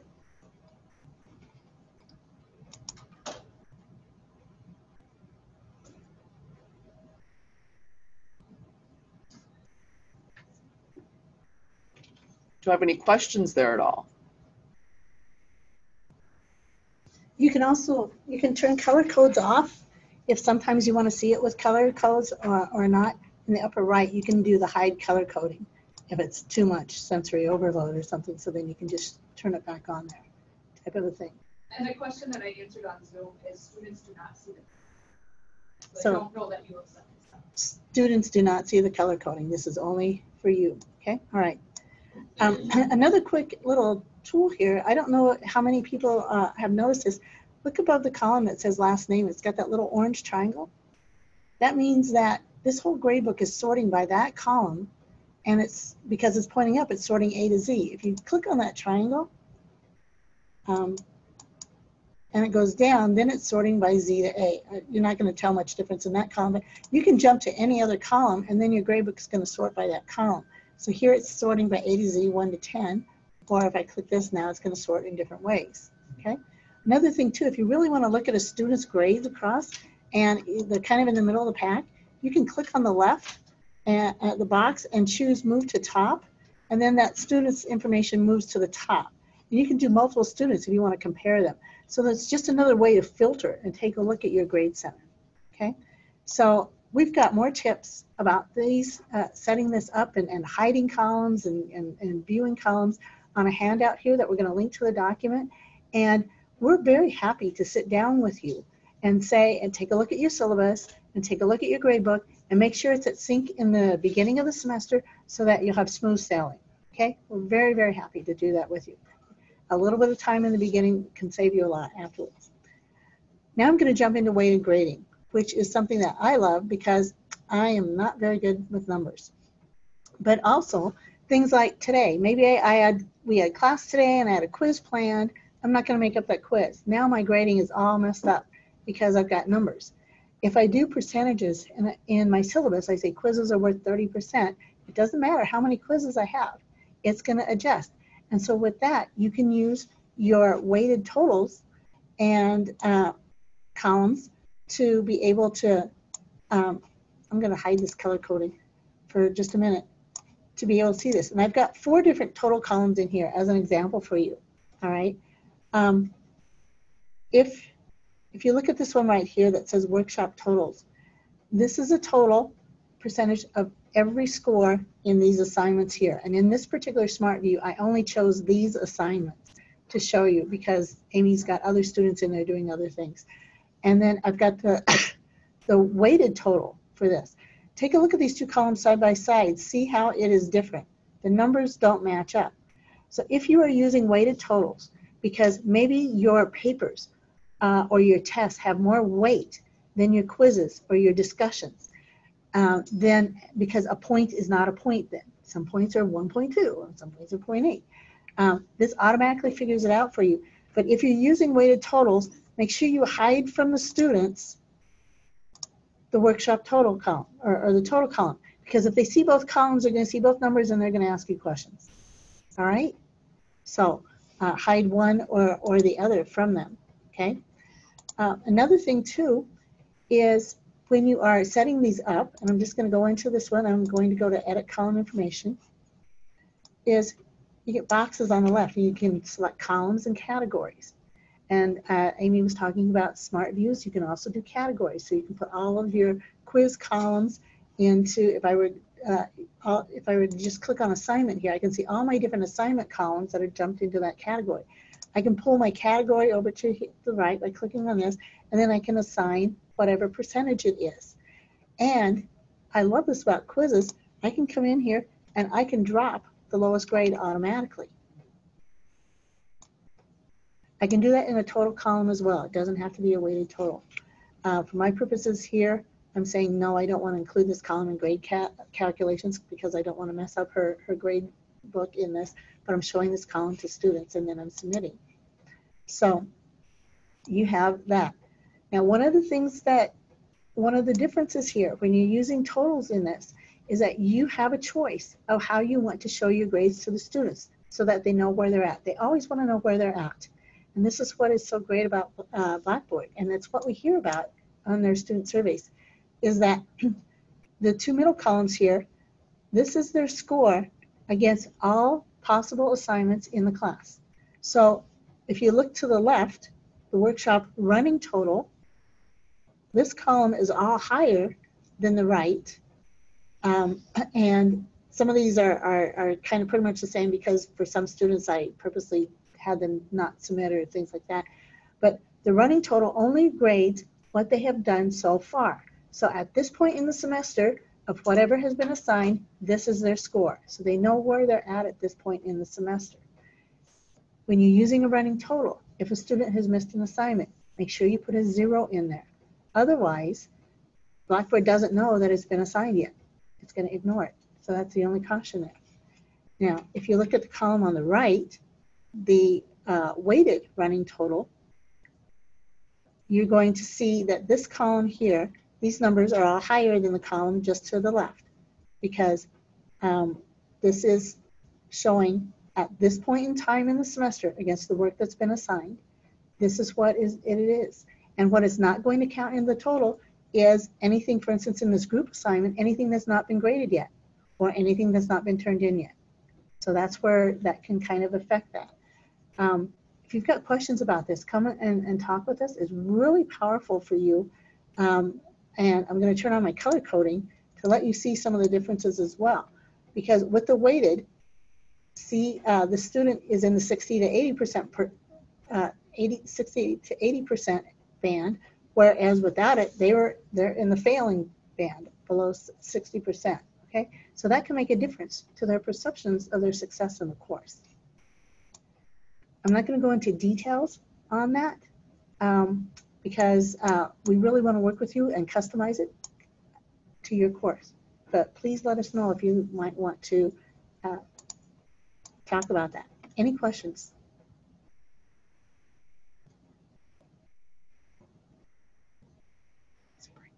And it's break time now, but also if you want to have some discussions, we're going to do 5 minutes at your table to let you talk about this, absorb it, and I think I'll call Meg up here and put the online people into some breakout rooms in case you want to talk with some of the others. And so we're going to do, let's do a short break, maybe about 5 minutes. Okay.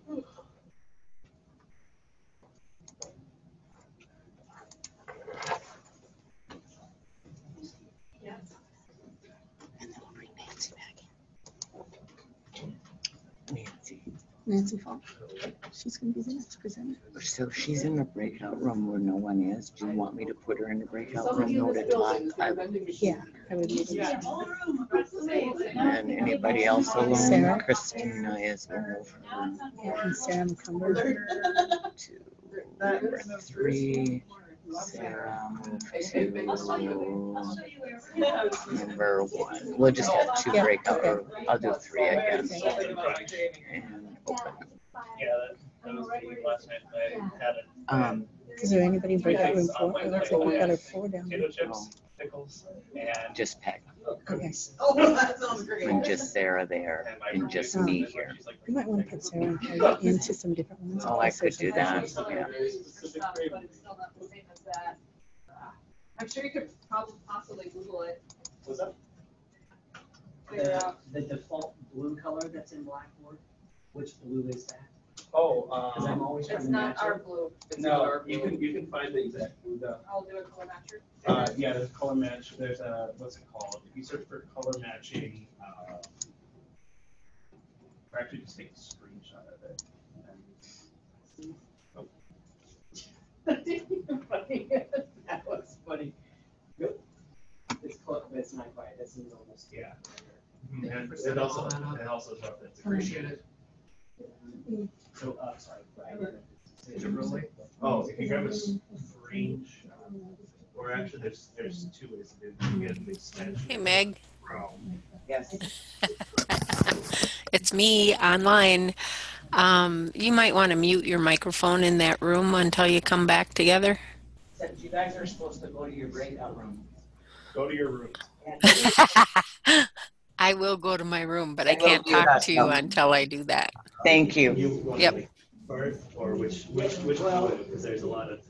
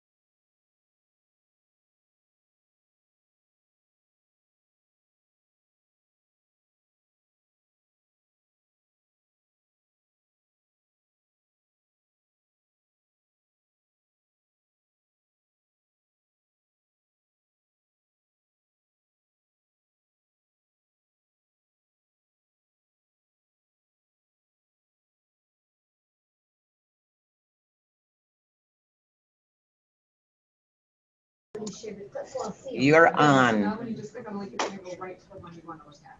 Oh, okay, so when I click that, then I can look at it. And I don't have to go. Hi, Nancy. Hello. Oh, hold on. Hold on. All righty. Hold on.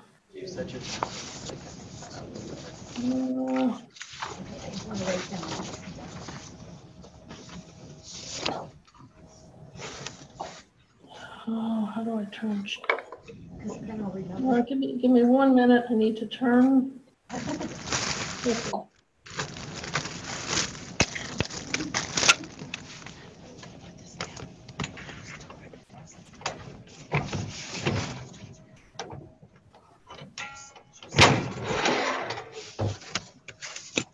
Okay, I'm ready anytime you are. We are ready.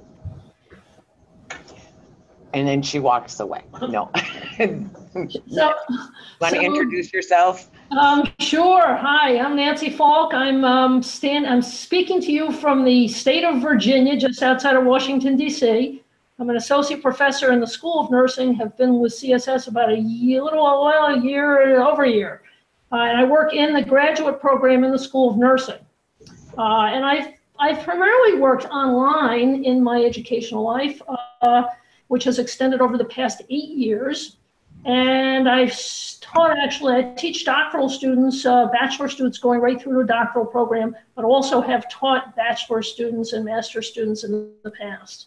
So that gives you a little bit of sense of grounding and background.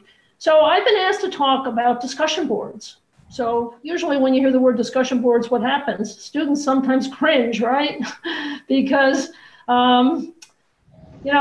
students tend to feel bored oftentimes with discussion boards, and the discussions tend to feel like busy work for them. So what I've done over the past years is every year every semester I learn more about how to approach discussion boards. And I think I'm at a point where they're used fairly well in the context of the courses that I teach. So let me share a little bit about how I do this. I think the first thing to do is to think about what discussion boards can do, how they can enhance the learning experience in the classroom environment. And so I look at discussion boards as a way to build community, which fits so well with the CSS core values. But I use it to build community, as a place to share ideas, thoughts, observations.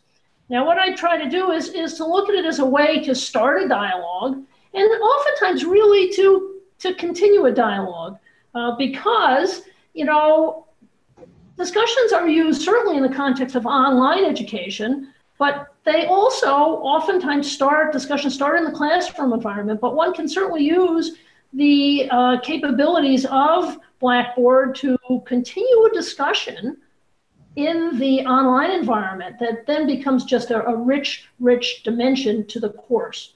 So what I do is I try to look at discussion boards as a way to connect abstract concepts to real life experiences. So students have the opportunity to oftentimes talk about, here's what we read in the book, here's what we're reading about in articles, but by the way, now here's a way to apply. Let me tell you about my observations or my experience in the case of my students in the clinical environment or in the policy environment or the leadership environment, okay? I use it as a way to evaluate students' ability to write. For me, it gives me a chance to get to know students, but get to know them by their writing and to really get a sense of where they're coming from, where they're strong, where they're struggling some. Discussion boards provide the ability to gauge a student's ability to connect with others. Some students have this magical ability, right, in the way they write, in the way they approach conversation to make connections with others. Others struggle. And for me, as an instructor trying to gain a sense of where students need assistance, I try to use the discussion board as a way to gauge that connection ability. I use it as a way to gain understanding that allows also to provide valuable feedback. So let me tell you a little bit about how I mix up the discussion boards and how I structure, I guess, the discussion. So I tend to put students in groups of about anywhere from 5 to 10 students. Really depends upon the assignment. Some do better, some assignments do better with more students, some do better with less. So that's a decision that we all have to make. I try to structure so that students are asked to participate multiple times throughout the week, as opposed to even non-consecutive days. I want them to come in follow conversations and participate in conversations from the beginning to the middle to the end of a conversation, similarly to how we would if we were sitting in the same environment together in a Zoom session, in a classroom, and so forth. What I've started to do is I'm testing something where I'm using a couple of students to jumpstart the discussion. Rather than having everybody get on and answer a question, what I try to do is I provide a question that has a hook, something that is a leading question that leads students to focusing on the objectives of the unit, okay? So that we tend to, what I learned is it brings students back to a focus, and there's less tendency to get lost and to go astray if we keep talking about the objective. So I plant a couple students early in the discussion, and I say to them, here's what your role is. I want you to put together a thoughtful post that answers the questions that are posed, but as a starting point, but also align your response with the objectives of the unit. And that way, when the discussion starts, it tends to start in a way that leads people down the pathway where they're meeting the objectives, but with enough latitude to bring in outside ideas and outside understanding to inform that discussion and dialogue. Let's see, the other thing I do, let me just check through a couple notes here, is I engage with students on the discussion board. One of my favorite elements for me of teaching is engaging and discussing issues with students. So rather than simply observing, I go in and I act as a participant on the boards. And I do it purposefully. And what it does is it gives me a chance to get a sense of different students and their abilities. And so one of the things I'll do is I'll ask questions of students on the board, and I gauge those questions depending upon the abilities of students. Some students are really far advanced, and a mundane, run-of-the-mill question for them is just really won't challenge them very much. So I give them a tougher question. I challenge them to stretch. And as they stretch, what they do is they actually bring their classmates along with them, because what they're doing is functioning at perhaps a higher level than some of the others in the class, and it just carries the momentum forward, okay? Now, I will mention to you that I use rubrics in my use of discussion boards. And I will say, as I mentioned that's a discussion for another day, but let me just give you a sense of how I use them. One of the things I do, I teach doctoral bachelor students who are becoming and morphing into, their doctoral students. And what I do is I talk to them about the work environment. And I say, in any work situation you're in, you will be asked to do self-evaluations, to gauge your progress, to talk about and demonstrate that you're meeting certain goals and objectives of your work environment. So what I do is I use rubrics, and the rubrics become a self-evaluation tool for my students. And so when they get to the end of the semester and they want to say, gee, why did I get low grades in my discussion posts? Or why did I, at the end of the semester, I'm able to say, here's the rubric. We talked about your role as an adult learner. Your role is to do this. If you at any time have questions about your abilities and your performance and your engagement on the board and your grades, you can reach out to your fellow faculty, reach out to faculty, say, I want to have a discussion about how I'm doing. And then that rubric becomes the self-evaluation tool. The student has to fill out, or basically look at it and fill out and have an idea of how to respond to each of those criteria. And I ask them to provide evidence. And what happens is that then becomes a tool for discussion. Now, I will tell you that students don't often take advantage of that. How come? Because it means they have to do homework. It means they have to do more work, and they don't always want to do that. But I also found out they don't want to argue about grades at the end of the semester, because they know that there are rules and guidelines by which we operate in terms of the course. Let me look down and see here what else I want to talk about. I provide 3 different types of feedback. I provide individual feedback in the grade book. So what I do actually is I don't grade a lot of discussion boards. I often grade one board early in the course, and I provide very thoughtful feedback. And in that, I grade them on one particular board, but I look at the trends for them. I use the performance dashboard, actually, in Blackboard. I look to see what the trends are. I look at their posts from the prior weeks, and I see where they're struggling. and really talk with them and their feedback about the 2 or 3 things that I think would be helpful for them moving forward in the discussion board. I also provide global feedback through announcements to the whole class. So if I see certain trends taking place, positive or negative, things that I want them to learn about, things I think they should address in terms of different approaches, I share that in an announcement with them. And then the other thing is I let them know that my engagement on the board and getting to know them and engaging and questioning is a form of feedback. So they're really getting 3 different types of feedback in terms of discussion. Let's see. We talked about self-evaluation. So let me give you an example of one of the approach. I did a little pilot study at the end of my course last semester, and it was the last 2 weeks of the course, and it was I was grading papers. So what I decided to do was I didn't have time to engage with students, but I really wanted them to do something meaningful. So what I took, and I put up a question that said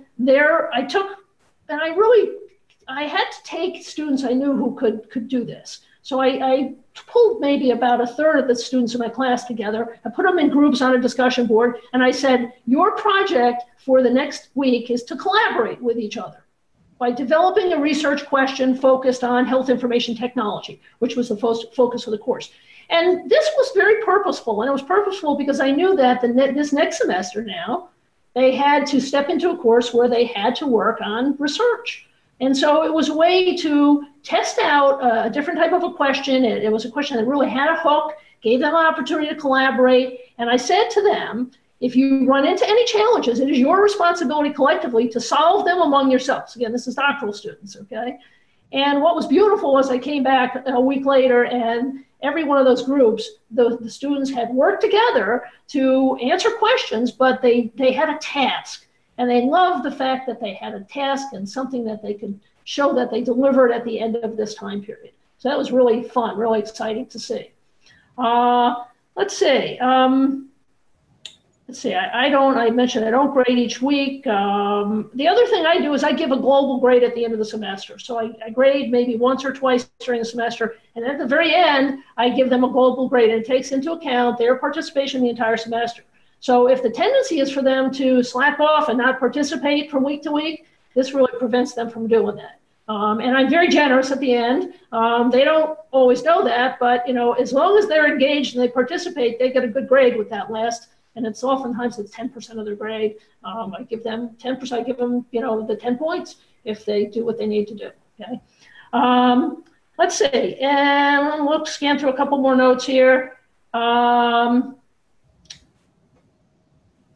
What I avoid is, and this is my personal approach, is I avoid giving quick grades and just checking boxes that says you participated. It might be different if I was teaching bachelor students, but what I'm looking for at the doctoral level is, yes, for students to show up, but to show up and do more than sit in the back of the room and not do anything. I'm really looking for them to engage, to contribute, and to enrich a collaborative learning environment. So that's how I use discussion boards. So that's my brief overview, and I'm here and open and would love to engage in discussion and dialogue about any issues any issues on anybody's mind. Nancy, there's a question online. They wanted to know that if you do the multiple discussions, but only grade a few of them, do you ever get pushback from students on that? You know what? I'm not sure they're that thrilled about it all the time, but we have enough discussion about it so that they, the way I frame it is, you're in a doctoral level course, okay? It's your job to understand and gauge how you're progressing in the course. I tell them that that if I see patterns and trends that I think are not healthy, or I think where you're getting into trouble, I will, I tend to reach out and say, gee, I just sent a very brief note that says, we've missed you on the board the last week. Please come back and join us. And I remind them that, that their grade is that there's, their participation is tied to their grade. The grade is tied to participation. So it's easy for them to sense it, but if they, I think they're okay. I think in the end it works out fine. Any questions in the room? Oh, we do have one more. Oh. No? So do you want to do breakout room or what? Oh, I love that. There's a question. There's another question. Oh, Yeah. got it. Hi, Kathy. Yeah. I'm teaching a hybrid undergrad course. What do you think about starting a discussion class and continuing online? I think it's a great idea. Great idea. I mean, that's a perfect opportunity to continue the dialogue and the discussion. If you want to see how a discussion board might look, if you haven't used it before, I don't know, Nancy, if you can share one because of students, but I do have one with fake students that I could show so that you could see how people might interact with it and how you can collect and view things, because a lot of times people say stay away from discussion boards because they think that it's just too much clicking. They can only see one thing at a time. But really, you can see the whole thing. You can unpack it very easily. And there are some tricks for grading. So I could take just a minute and share the screen and go through that. Is that okay with you, Nancy? Great, go for it. Okay. Thank you. All right. Let's see, I'm looking for our Blackboard course. You're in it. I am, got it. Okay. Put it under assessment.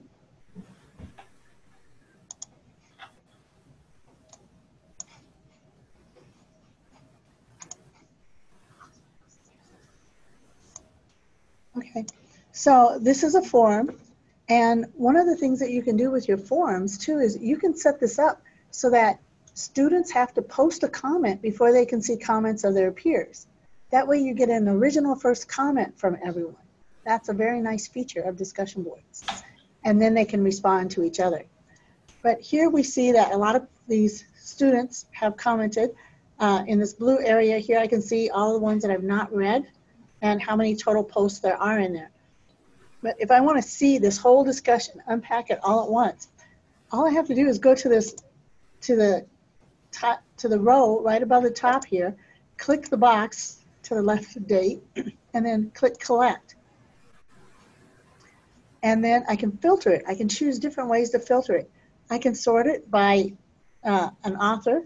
I like to sort it by thread order, and I like to sort it by descending. But you can certainly choose it any way to sort it. You can also, if you're looking for a particular person, you can use your Control F function on your keyboard. Let's see, is it showing up here? You find a page at the bottom corner. It's down in the bottom here because I'm in Firefox, and I can look for somebody's name. So I could look for Sam, and I could look for that, and it's going to highlight his name, and so then I could scroll through this whole thing because I could see wherever he is, because maybe I have a requirement that they post one thing, and then they have to respond to others, and I can see quickly where he has responded to other people.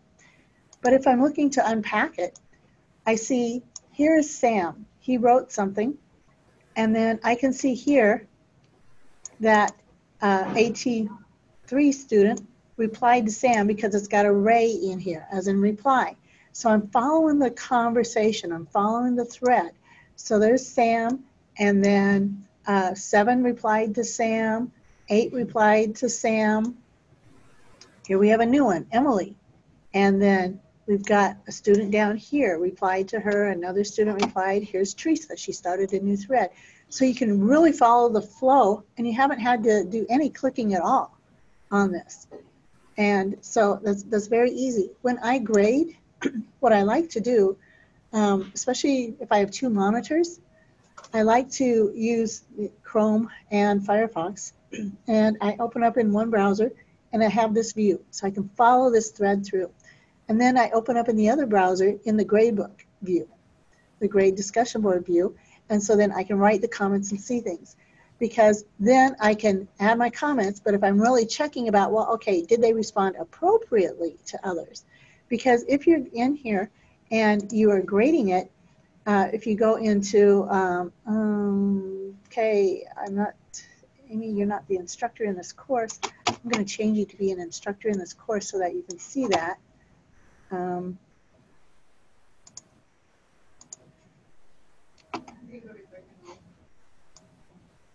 As quick enroll, I wasn't able to do that. So I had to.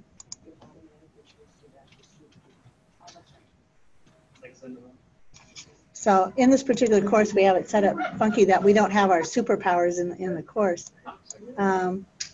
User, okay, let's do first name.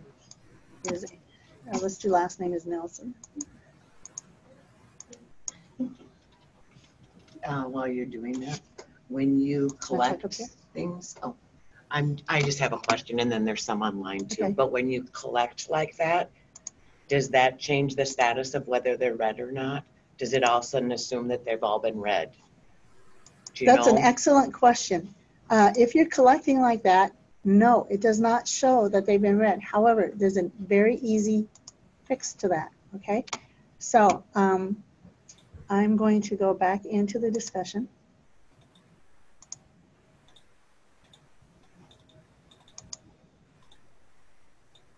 And I'm going to answer this question before we move on. So in the collect, so I've collected everything. It does not know because it changes it to I've been read because you click on it. However, I can come to the top and I can do select all, puts a check mark for all of them.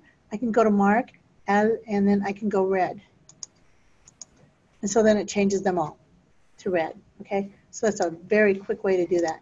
So now I'm gonna go back, now that Amy is an instructor, and so I have that one view on one monitor, and then I'm in my grade discussion forum, and what I had to do, because there's so many people in here, actually, let me try this. Can I? So here's all of my students. I was simply able to click into grade there, and it pulls up my gradebook view, and I'm able to see what that one person, as soon as it pops up here, posted as the first one, and then all of their comments. But you see, I don't know in her response to Emily if that's appropriate or not. I could click on reply Emily, but it's going to knock me out of the screen. Okay? So that's why I like to use 2 monitors, 2 browsers, and 2 views in grading this discussion board, because it gives me the appropriate context and the quick ability to be able to give my feedback to them. Okay? So those are just some quick trips. I used to not be a fan of discussion boards, but I do like it now because of how it lets me take a look at everything and grade very quickly. And as far as other kinds of things, I know we have Voicethread, and it's got some great features, and you can allow feedback in many different ways. And Nikki can talk more, Nikki and Meg, and Amy can talk more about the differences in that. But discussion board has come a long way, and there might be appropriate in certain cases. Any questions? I see the chat's got something. It's more of a comment from Sia. Okay. About that she doesn't like the post first option. So Sia, can you expand on that? Why do you not like that option? Yep. It's just it's because writing is part of what I'm doing in teaching. I don't. First of all, I do not let the discussions evolve into messaging. So I want them to have a proper salutation, be a little bit more formal about how they're setting up their message, so that we're actually engaging in academic conversation. And, you know, as part of that, I allow them to talk about their life and what they're thinking about when they're reading their assignments. But if I just do the post first, I mean, there's some really bad posts. There's some really bad grammar. There are some really bad ways of setting it up. And what students have told me is because they don't know. They don't know. Please give me an example first. So I think it's because of the nature of how we do discussions in our class that it just isn't a good option for these specific classes. I think you raise a very good point there, Sia, is that it's an option and it's not appropriate for every single type of situation. It might be really good for trying to get some people's reactions or people to have examples of maybe a theory. So rather than other people coming in and just reading through what other people said and then crafting an answer based as an amalgam of that, that they have to come up with something original. But maybe there are different instances where you don't want them to have to post first, because the post first option is designed to not let students go in and edit something. And that's to catch cheating, because with the post first, if you allow people to edit, they could just post a blank one, read anything, and then just go in and edit later, okay? So that's the difference with that post first, is it doesn't allow students to go in and do that editing, and that's how you might get the grammar or some things like that. But so there's a purpose for each. I think it has to fit your situation. Any more comments, Sia? Oh, sorry, I muted my my phone. It just, again, it's how I'm using it, because for the religion and theology, it's pretty much set up for us. So it limits the amount of options, but it's for my students, they often have problems with writing. So that discussions can become sort of a draft stage for their papers. So it's a little bit more formal structure for what we're doing. And sometimes that's appropriate. I think they're too used to doing the chat and the reactions, so it's not helpful for our particular subject. But again, it just depends. I could see where some instances of having informal conversation would be helpful, but not in the classes I'm teaching. Okay, point taken. Any other comments before we move into digital media? I know we're wrapping up. We've got 10 minutes left, and as you can see from the agenda, we've got a 20-minute segment here. So if you can stay with us, that's great. If you need to leave, that's fine too. But any more questions while Meg and Eric come to the room?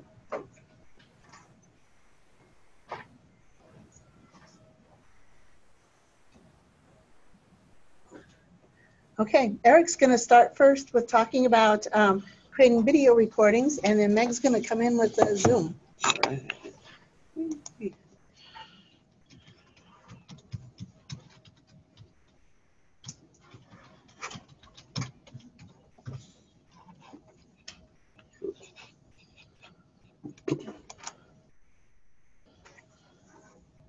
All right, so I kind of compacted things a little bit to make sure we could fit everything in. This is gonna be pretty quick. This is more just a preview, kind of a thought-provoking thing rather than getting us the nitty-gritty details of how to do everything. If you're interested in doing anything video, like we said earlier before, just email me or come find us in the IT hallway. My email is emystery@css.edu, or just search for Eric Mystery, or just scream in the hallway and I may find you. I'll try. So we've got some kind of cool options. A lot of my work centers around video or multimedia. I like to use the spectrum to talk about the different options, because I think it's a good way to think about things, because these are three very separate kind of categories. Pedagogy, we try to make everything very high pedagogical value, whether it's low production or high production. Video quality can be low or high. Production resources that we drop into it can be low or high. We always want to make the pedagogy as high and strong as possible. So a lot of really good basic options for do-it-yourself video. We've got various webcams we can upgrade if you're doing a lot of Zoom, a lot of this kind of stuff. You can see I look a little crazy there with, we've got essentially a head-mounted, or you can mount on the wall. It's essentially a GoPro. So if you're doing first-person perspective videos, if you're doing any sort of demo work, or if you want the students to see, this is exactly what I'm doing. That can be live streamed, that can be recorded. It's very simple to do it yourself. It's one button on the camera, literally. And we can get you set up with that. You can also use Zoom, like we've talked about, or we can just kind of teach you how to shoot and record video on your own computers, or using your phones, or using other things that are available. We're working on various kind of levels of kits that we're hoping departments will, say, get 1 or 2 kits for their faculty to share, because sometimes you don't need your own personal camera, but it's nice to have one that's easily available so you don't have to track me down. We're targeting a lot of do-it-yourself with a lot of instruction and tutorials and support. So one thing that we want to kind of get to, kind of like Neil was talking about, using Zoom in creative ways. You've got essentially a video chat platform, but it's also a really good screen recorder. So some things that we like to think about: office hours. Sometimes it's tough to get students to come physically to an office across campus because for a 10-minute meeting. But you can have office hours on Zoom. You can have it hosting an open session where they can drop in, but it can be a waiting room. So you can see, oh, I'm talking to someone. You can send a message, say, I'm talking to someone. You'll be on in 10 minutes, but they can just kind of sit there on their computer waiting for that. But you can have an open slot, and students can just drop in, ask a quick question, and go out. And you can share your screen. You can share their screen. So they can even talk about papers, that kind of thing. And you can record it during that and send them the recording. So say you talk about a paper briefly, you can send them the recording of what they talked about. So when they're like, oh yeah, they had some really good advice, but I don't remember what it was, they can see that. Face-to-face classroom, Amber Schlater actually used this upstairs in biology. Just like we're kind of doing to these screens right now and to the Zoom participants, you can share your presentation directly to their computer screen. So rather than one projector screen that not everyone in this room can see, it can go straight to their laptop. And when people do that for me, I actually have been taking screenshots as presentations have been happening, and I drop them in my own note-taking software. So it's really, really cool and a really good way to use Zoom to kind of creatively project, even in rooms where there's not projectors or displays. Video feedback, like we saw with Neil, going over an assignment and recording it, you can do that live with the student. So even if you're just sitting in your office hours, like live person to person, say, hey, I'm going to record this on Zoom and send you the recording of what we talked about. Then they can go back and look at that. It's a really, really good way to also then, if you're trying to collect evidence of how you do your teaching, really good concrete examples. Tutorials or short demos of any type. Student presentation recording, just kind of flip the computer around or get an external webcam, and if your students are doing a presentation in class, you can record that, and that way you can say, hey, at your 10-minute mark, you did this, and you can actually have the video to show them, and you don't have to, get a special video camera, you don't have to do a bunch of extra steps. It's very simple. And students, since they all have Zoom accounts as well, can do peer review just like you would do with their papers or their presentations. They can peer review each other's works. And with that video recording, something that's nice if you want to review them, you can speed up the viewing of a recording. So if they do a 10-minute recording, you can watch it in 5 minutes. So kind of some nice things. Meg, do you want to add some stuff to Zoom? A couple of things that I think that, I don't know if this camera's good for me. I think that people should be aware of this meeting that we have right now. We have a shared account and the settings can get changed. Take a look at your settings before you have class sessions where you're recording, because it may well be that a setting has been turned off. Like we don't have our chat automatically recording for us. So we have to, I would suggest taking a look at the meeting settings. Are you all familiar with that layout of when you go to zoom.us, what you're looking at for meeting settings? Yeah, we can show them. Yeah, if you just hold, yeah. Do I just need to Yeah, go just in? zoom.us. You should be logged in already, I think. Oops, I don't think I'm logged in on this thing at all. Okay, my account. When you're in Zoom, on the left side, you have a menu bar. This meeting settings, this is the one I just wanted to show you really quickly. So they've changed the layout a little bit. It's kind of a toggle on or off, kind of a slide like you would on your phone. And when I was talking about, so there's a way to auto-save chats, and ours was shut off before the meeting started. So any of these settings, you can change them on and off. Just be aware that if you change them while you're in the meeting, it's not going to happen. You have to do it before you start your meeting, okay? The other thing that Nikki wanted me to show on the recordings, I'm going to stop sharing. And the people in Zoom can do this right now as well. When you're in Zoom, in a meeting, there's a little up arrow next to the video that you can click on. You would select video settings, and inside here, you can add a video background, a green screen. So you could have, we'll just pick something here right now. I'll turn the camera so it's facing you. Oh, yeah. No, that's all right. They kind of get the idea. I don't have a green screen, or we don't, but just so you know, you can put up something behind you. It's like the weather people. Yes. So, and all you need is like even green fabric behind you. Meg, I think you have to be the host for that. Yeah. Oh, I see what you're saying. Are you sure? Are you trying it right now? I'm looking in the settings and then video. No, in the meeting, you're going to the up arrow next to your camera and you're selecting video settings. Yeah. And in there on the left side, it says video, and under it, it should be video background. Nope. Okay. Must be meeting host. So the host can do that. But just so you're aware, you could put up the college behind you, or you know, maybe if you're a science teacher and you want, you know, some molecular structure or something behind you, you certainly can do that. Yeah. Nikki's walking on water. That was pretty cool, Nikki. Could you do that again? What did you want? Oh, just let me switch back to remember to turn that off. Oh, the background. Yeah. I will right now. Okay. What else have you got?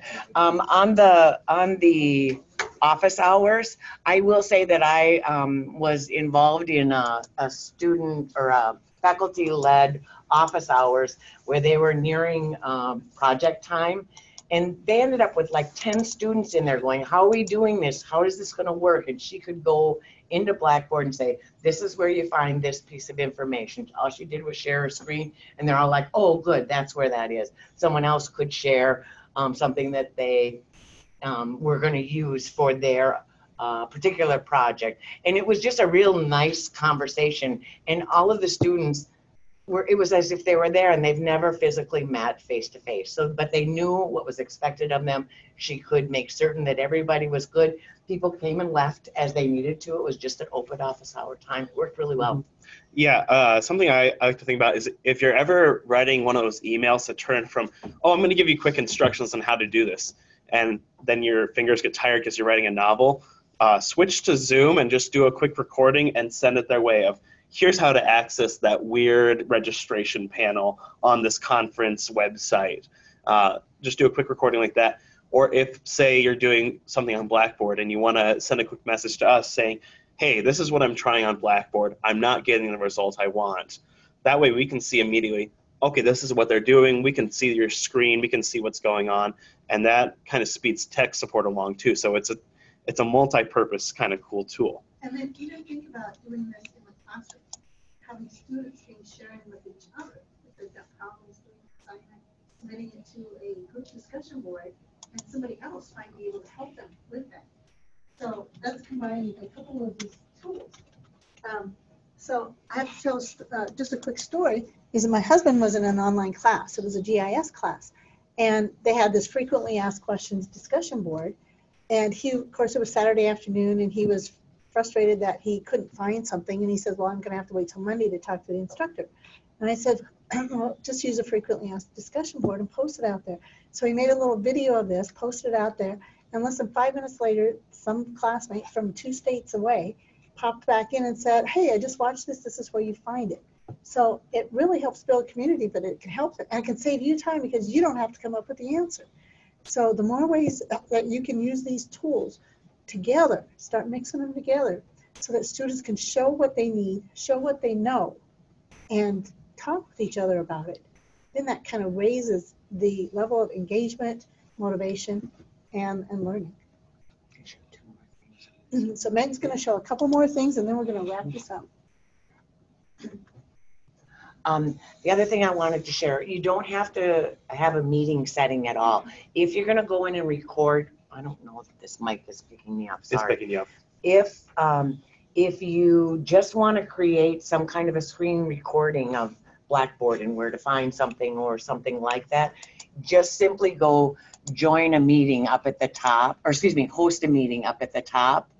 And then I would do it with video on, and go ahead and, oh, we can't do it inside of a meeting, but that's where you would do it, okay? And so, and what it would do, it would create a space for you to just start recording.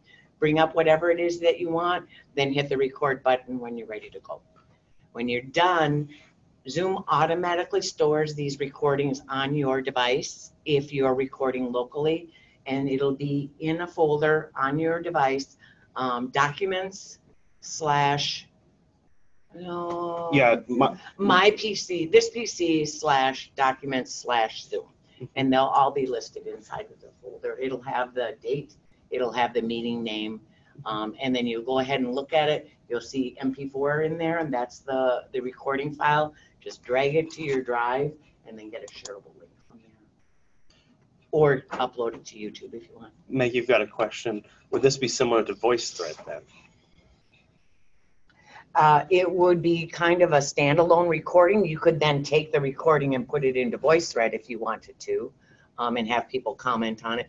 You could have students create a recording, upload it as an assignment into Voicethread, and you could comment on that too. I mean, you could use these things Screen capture though, because you can record video directly. right inside of Voicethread, and if you're in there, why not? Yes, yes.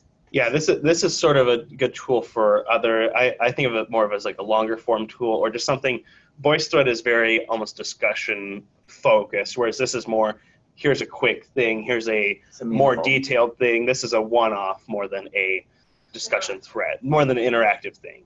Until you get to a meeting and then you're having an interactive synchronous discussion. Mm-hmm. Yeah, a good way to kind of, and if you want to say, you're looking at this and you're like, okay, I'm not sure if I can do this. It's very straightforward, and we're happy to help you practice. Just send us, you're like, we've got instructions online. That's also linked in the various sites. But if you just need some help getting started, drop us an email at atall@css, and we'll help you get started. We've got a session, I think, is it next Tuesday? Or is it? Next Tuesday at noon. Next Tuesday at noon. Just come on down and we'll. No, not here. Not here. Tower 111. Tower 1115. Or Zoom. Or on Zoom. Or on Zoom, yeah. It's about Zoom. It's about Zoom. So we're happy to help you get started in any way that we can, within reason. Yeah. Any final questions? There we go, chat. Eric, I have a question. Yeah. Maybe I should just chat with you personally, but we're in a professional programs where skills are big deals to teach our students. And what would you suggest for video in terms? I did this GoPro thing, and I'm thinking, our students are always, we demo things in just every, and they always want videos. Yeah. So what would be the best? We wanted a camera facility that they wouldn't put it in. Yeah. So. Yeah. What would be the best way to be able to get those while we're demoing and be able to put them online later? Yes. It doesn't disrupt the whole class. So the question was, for those of you on Zoom, for say something like physical therapy where they want to do hands-on demos and the students want to see them, something like that GoPro option is a perfect solution because that comes with a variety of different mounts. So we can actually mount it on the wall. We can attach it to a tripod that kind of goes over what you're doing. It can even be like you saw on me, mounted to your head. So you're seeing exactly what the person doing the action would see. Or you can even see it, you can put it on the mock patient. And so you could say, this is what your patient's going to be seeing from their perspective, which is a really good handy tool for them to see, okay, this is what they should be seeing. And you can actually have that live streamed, recorded, and do it live. So it's if you've got a group of 20 people crowding around a table, they're not all going to be able to see. So you can actually do it with no crowding. Can you use the GoPro as Bluetooth and hook into a Zoom session? You can live stream it to a Zoom session via a phone or a computer. I'm going to add one more thing. I know I said I was going to be quiet. So the situation on a camera or a microphone inside of Zoom is a simple toggle switch to switch to another one. And there are people in the medical profession who are using a stethoscope remotely. So nurses have the stethoscope with them. They're in a Zoom meeting. It's plugged in and ready to go. And when the doctor or nurse practitioner or whomever says, all right, I want to listen to their breathing, all they do is they switch which mic is being used. And that's what the doctor is listening to as opposed to. And you can do the same with a camera. So you could quickly switch to a GoPro that's on Bluetooth that's hooked up to it. So you could be switching to a different camera. While you're having a meeting, then go, this is what it looks like, switch to the other camera, and they'd be watching that as But if well. we're in the middle of class and we go through all these skills and we don't want to stop and save or. Yeah, it just records and goes, and we can upload it later and send it to them. We should come over. We should chat. Yeah. So kind of the opposite end of the spectrum of do-it-yourself video is high-end video. So when I started, I got a fair amount of good high-end photo equipment and video equipment. These are targeted to kind of things that a lot of students are going to see. We set up lights. We set up scripts. We set up all these different things. This is that kind of thing we're going to shoot it once, and it's going to be used for at least a year or two. For instance, health sciences, we reshot the entire HIPAA training with Danica Brenda, and took about 6-7 hours of shooting and editing and all of that. But now they have a very, very polished set of videos. Some of the screenshots you see from here are some of my previous work shooting high-end video. That was the healing curve out in the prairie, talking about carbon restoration.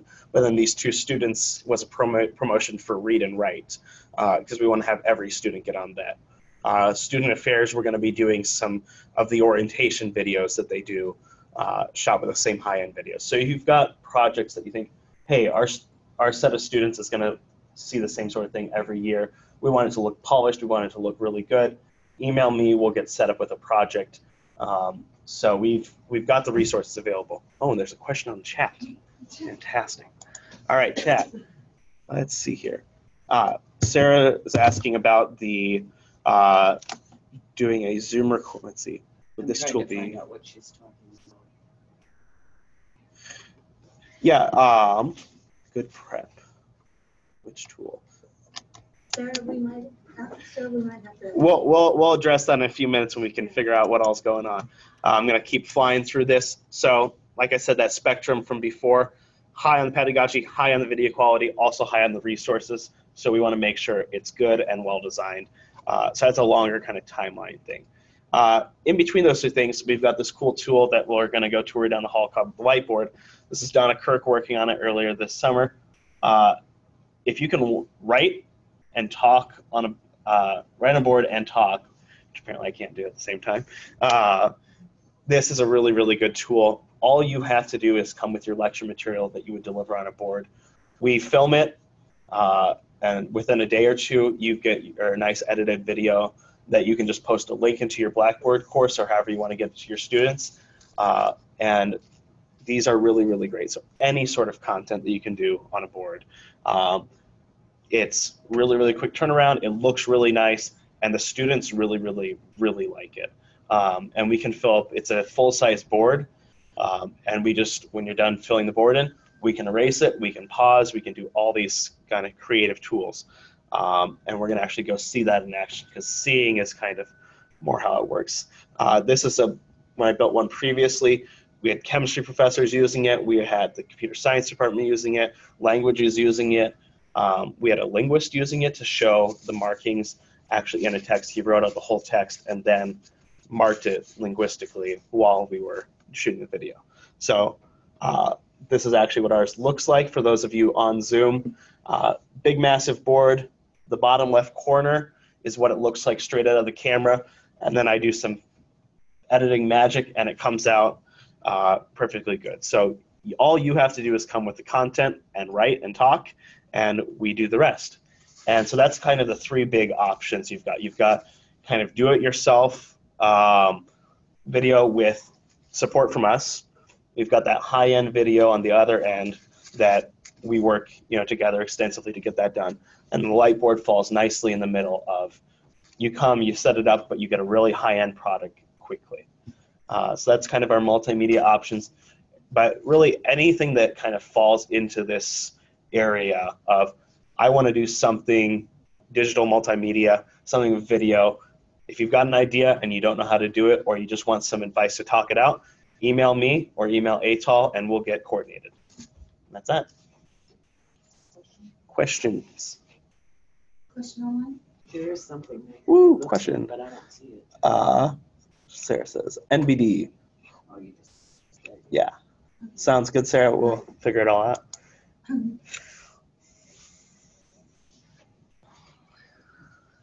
Everybody, thank you for coming. Whether you braved the weather to come here in person, whether you spent this time sitting at your desk and joining us via Zoom, we really appreciate you coming. We hope that we planted some seeds and that we have many more conversations. We really want to help you teach well, help your students learn well. So just let us know what we can do. Have a great day. And if you're here, make sure you take a bottle home with you, any stuff